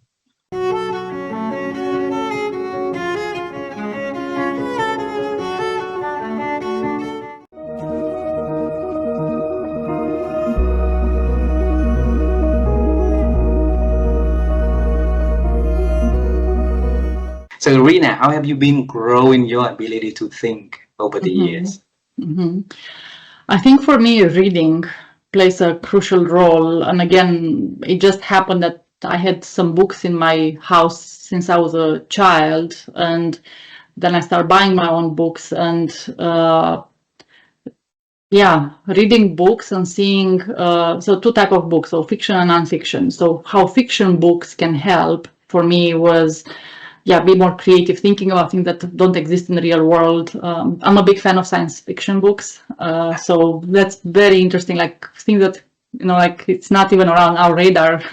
They're not going to happen in our lifetime, but so crazy stuff that you can imagine that it's possible. It's possible in that book, probably it's not going to be possible. But again, it makes your brain see things in a different way. Right now I'm reading a science fiction book that has such an interesting distinction about thinking and communication. There is a species in this book that for them thinking and communication is the same thing. But for us, for humans, it's not like that. We can think, but we can communicate differently, or we can lie, we can mislead, we don't say exactly what we think. So even that is such an interesting concept. I never thought about that thinking and communication is different for humans. So anyway, very interesting thing in fiction. And then in nonfiction, again, more like different theories, different approach, different research, science, information, and how people think about different things. The same thing, how different people think about. So it just expands your thinking and makes you, again, see more possibilities. And I think books give us a chance to live multiple lives in a way. Like we are going to just live our life, but reading books, you have a chance to a little touch how other people live, how other people think. And that's, again, very interesting to me. Beautiful, beautiful.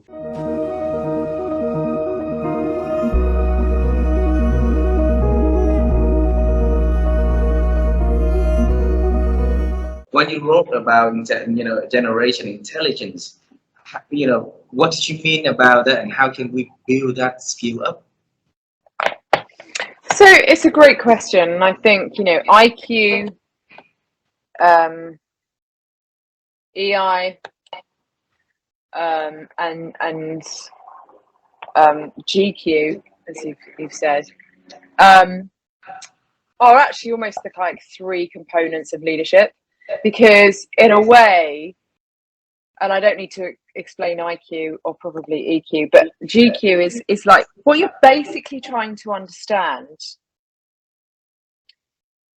is the individual, not the generation, but the individual, and how they have been shaped by particular things. Because you can understand them by gender, and you can understand them by race and geography, but actually understanding them by age gives you a nuance and an insight into them and who they are that I think is critical to explaining how they will operate in the workplace. So again, this is not about saying, oh, you're a Gen Zer, so therefore you have an attention span of 8 seconds, or you're a baby boomer and therefore you're privileged. It's about saying, it's actually about asking questions, and it's about finding those people in your companies, your offices, your teams, and just saying, oh, so hang on a minute, what were you doing? When were you at university, or were you the first cohort that graduated during the global financial crisis, or when you entered the workplace, were there female toilets?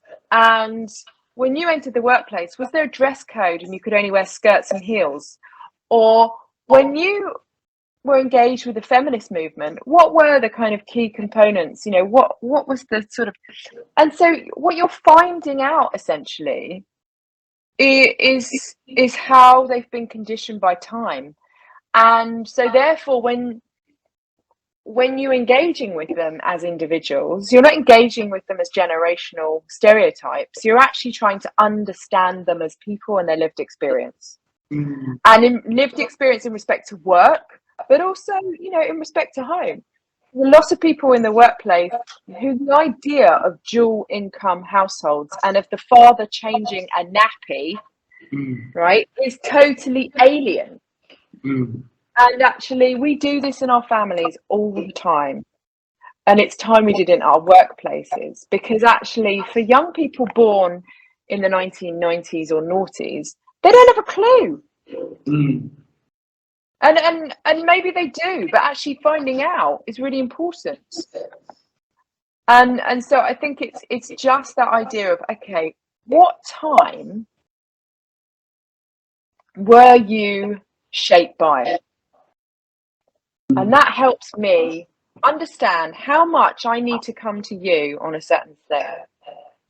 That helps me understand what references I can make. What language should I use? and also helps me understand you as an individual as well. And I'm not saying it's the only thing, but it is one of the most important things that we don't do enough of.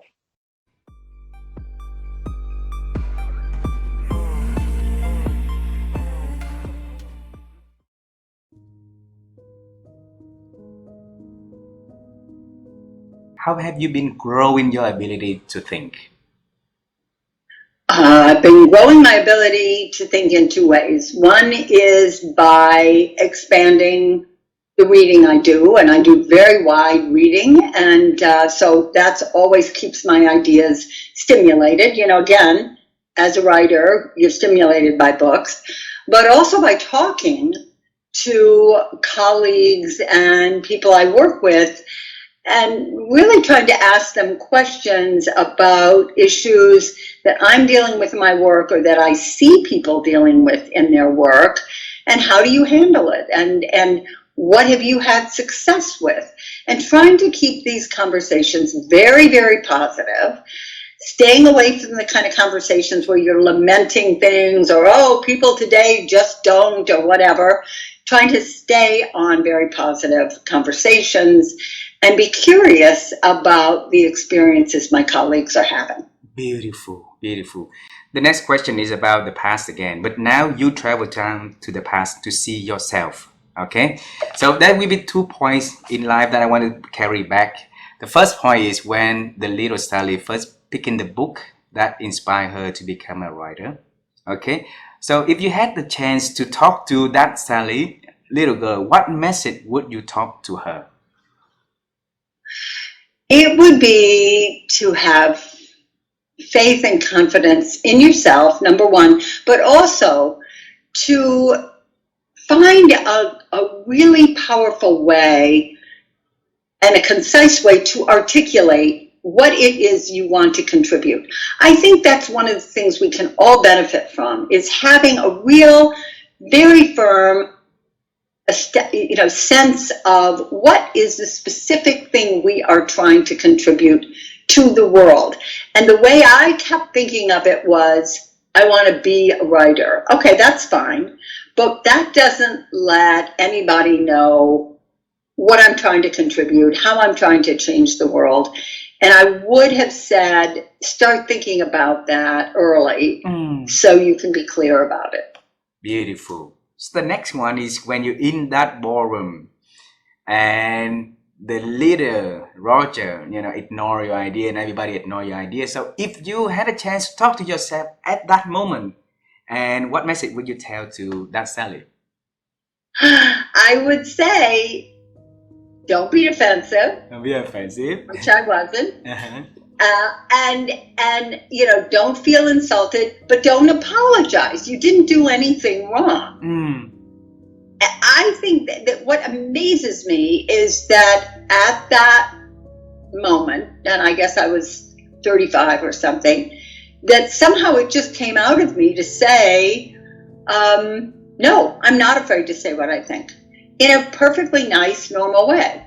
So what I would say is good response. Stay with that. Stay with that kind of response. Yeah. Okay. Wonderful.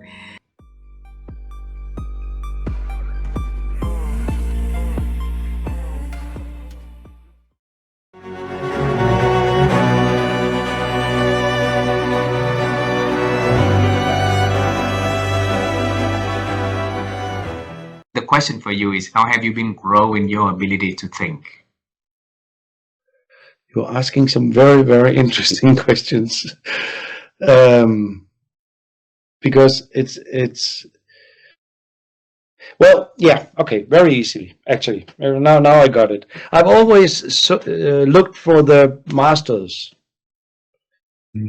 So when I've had a lot of brilliant teachers in my life, both in the Zen school and also in other meditation schools, but also in the Gestalt world. I've studied with people in US. I've studied with people in Denmark, the best in Denmark.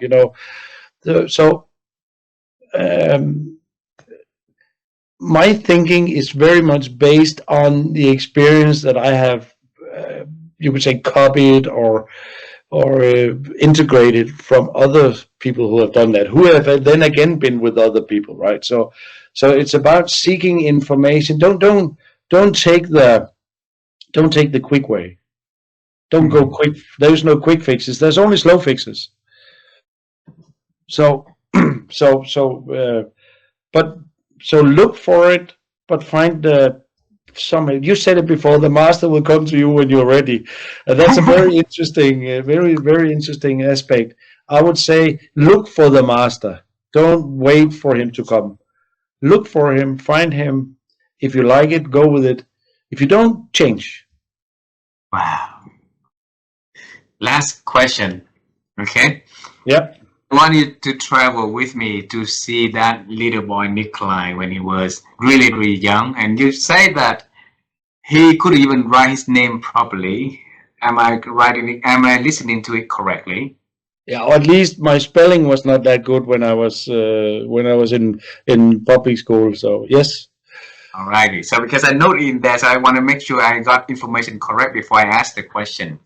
So the question is, now you and I travel time, we see him at the public school, okay, when he was struggle. And you tell him about the journey that he is going to have in the future.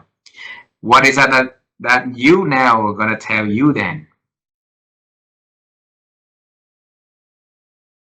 So could you rephrase it again? So what would that boy tell me today, or is that your question? What would that you today tell that boy back there? Oh, very good, yes.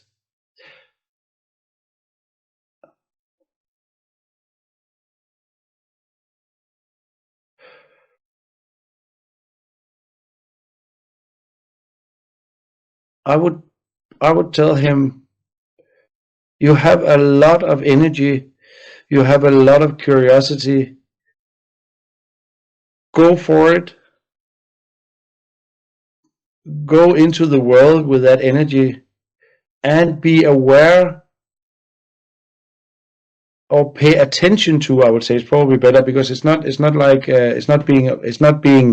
dangerous, but pay attention to the people that you meet. Because some of them will resist you, and some of them will love you. And that's how it is. Wow.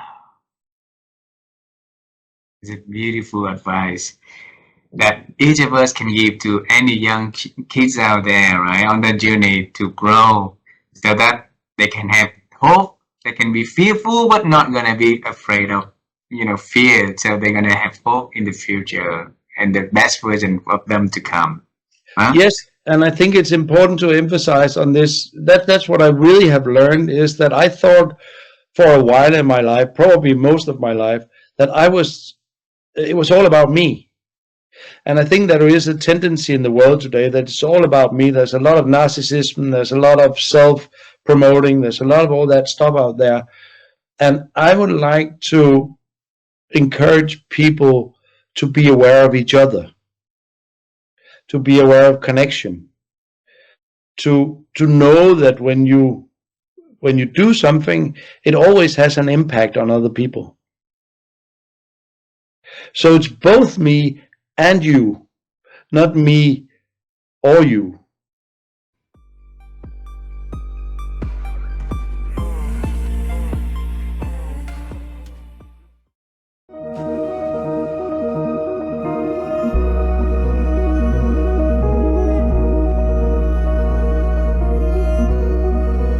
I had moved into the city, and somewhere in me, I knew my life was not working.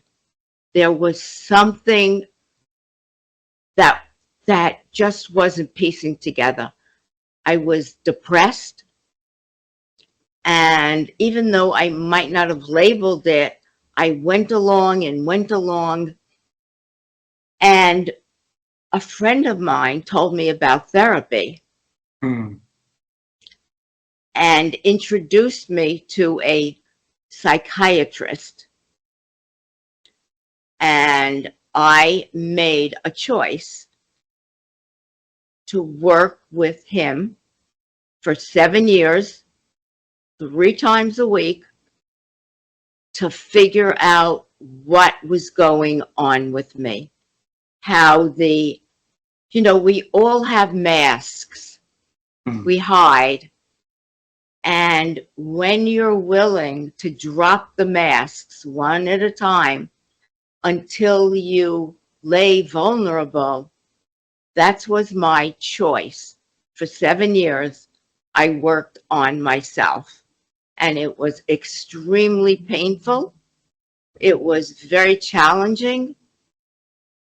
I think it was one of the hardest times of my life. However, I knew if I could go through that, I could do anything. And that was a decision that I made, because somewhere deep inside, I think I had an image of where I wanted to go. And I knew I wasn't going to get to that image until I changed myself. Wow. And I did. And even after it, it took me time, but I really started to be different, act different. I took back my power, if you will. So Terry, 7 years in therapy. 3 times a week. 3 Three times times a a week for 7 years. It is a very long time. All right. So it's about 700 days. I put it that way. All right. And a lot of people want change to be so fast, to see the result right away.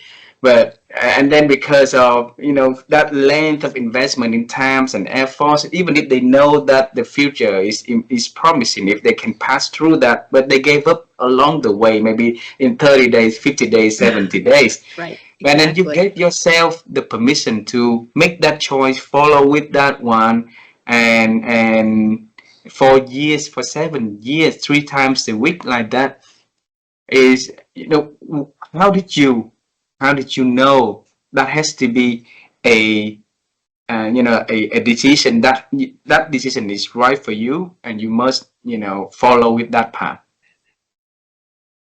First of all, I didn't know, but I'm very intuitive.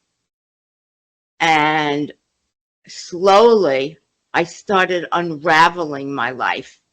I started unraveling what was there, what was the mask I was showing when the pain was layers into me.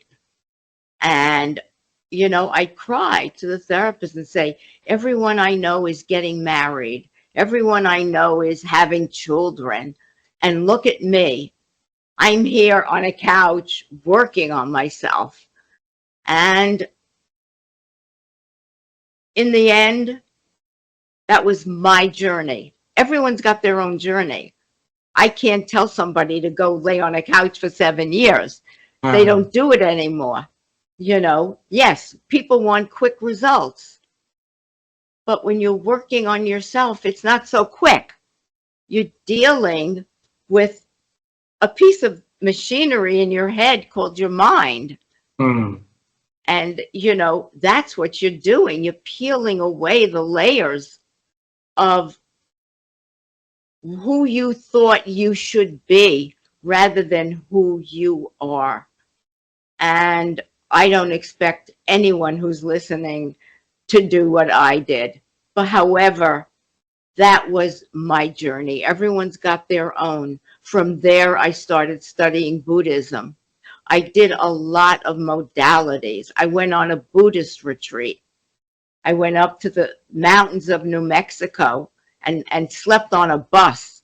Here I am, a New Yorker, you know, a sophisticated New Yorker who just peeled it all down and did this, which was amazing. So people, it's taking chances. I don't expect, you know, people to look at me and say, they're going to do what I did, because my journey is very, very different than most. I have a mission, and who I've become is because of all the work I did on myself. I wouldn't be where I am today.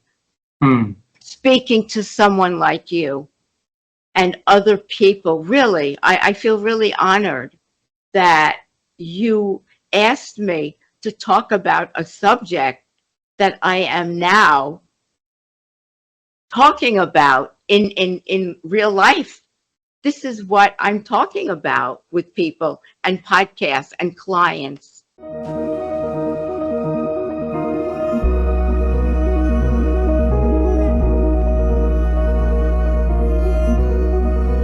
We all come to life with different skills and different talents. So what works for me isn't going to work for you. But what's most important to you is to figure out what those talents are. And sometimes you don't even know what they are because you haven't pushed yourself hard enough. And you may find out you're very good at something. Like I thought I was shy, I was introverted, I could never give a good speech, I could never be a lawyer. But I have given thousands of speeches, and each speech I give makes me a better speaker. And I've worked with coaches. Like the other thing is, and maybe this is the key message, but there are a whole bunch of them. You can't do it alone. Right? You need someone with more experience than you who can help teach you things you don't know how to do yet. And it may be somebody you're just observing because they are your mentor and you watch them in action and you absorb it that way. It could be someone you follow online. It could be a TED Talk you listen to. Or in my case, as I said, I didn't know how to write fiction. And literally, I didn't know how to write fiction. I was, my editor, when I showed her the first draft of my first fiction, said, it wasn't my first draft, it was like draft 25, said, this is okay for an amateur, Norm, but if you want to be considered a serious author, there are 10 things you need to learn how to do, and you can't do any of them. Like you can't, your dialogue is horrible. Your characters don't have any arc. They all look the same. It's like, I was an amateur. So, but I mean, the wonderful thing about the internet these days is there's nothing you can't find online. There's no expert you can't learn something from. And in my case, I went out, it was during COVID, and I learned online from like some of the greatest experts in the world on how to write better. So you know, one of the key lessons is you know, don't try and do it yourself. It's really important to learn from more skilled people who are going to teach you things. But but in terms of entrepreneurship or professionalism, the two things you can't get away from, and this I start the book because I think it's really important, are we're all in the service business. And if you want to learn what that means, just think about who the best waiter is that's ever served you, and just try and be them. Just try and think about what do they do that makes you want to come back to their restaurant and to be served by them again, and start doing it in your life, and you'll see everything changes for you. That's part one. And part two is, like, one of the reasons I went into law, my father was a businessman, and he was great at sales, and I said, I could never do that. I could never be in sales. That's why I'm going into a profession. And what I discovered the hard way is everything is about sales, because the product you are always selling is yourself. So as a lawyer, you're selling your arguments to a judge or to the other side in a dispute. So you need to develop confidence in your abilities. You need to know how to present it. You're always selling. And I used to think of sales as being frightening, just completely. I can't do that. There's another thing. I can't do that. I will never do that. And yet, when I look back on it, guess what? I learned how to do it. How? I watched people who were way better at it than me, and I said, okay, they're doing this, and that's what I put in Take Charge. I give it to you. I said, it's sort of okay, here are not only the things you need to think about, but here's how to think about it, and here's little steps you can take to improve it. And and if you're further along in your career, if you've just become a partner somewhere, or you're on the cusp and you know all the basic skills, or you think you do, I wrote a sequel to this called Never Stops. Same format, but just more advanced skills. Sort of how do you advance your career? The only way to advance your career is to make sure that you're not doing today what you mastered 2 years ago. That somebody more has taken it over, so you can learn how to do something you don't know how to do. And why don't we do it? And this gets back to the key point in Take Charge. So Take Charge and Never Stop, but Take Charge as the only reason you're not taking on something new is because you're afraid you're going to fail. And the more like at the beginning, everyone expects us to fail. We expect to fail. We're learning, just like a child. And then the more you become expert at something, the more embarrassed you become to admit you don't know how to do something else, so you never learn it. Why? Because I don't want to be exposed as not knowing how to do this.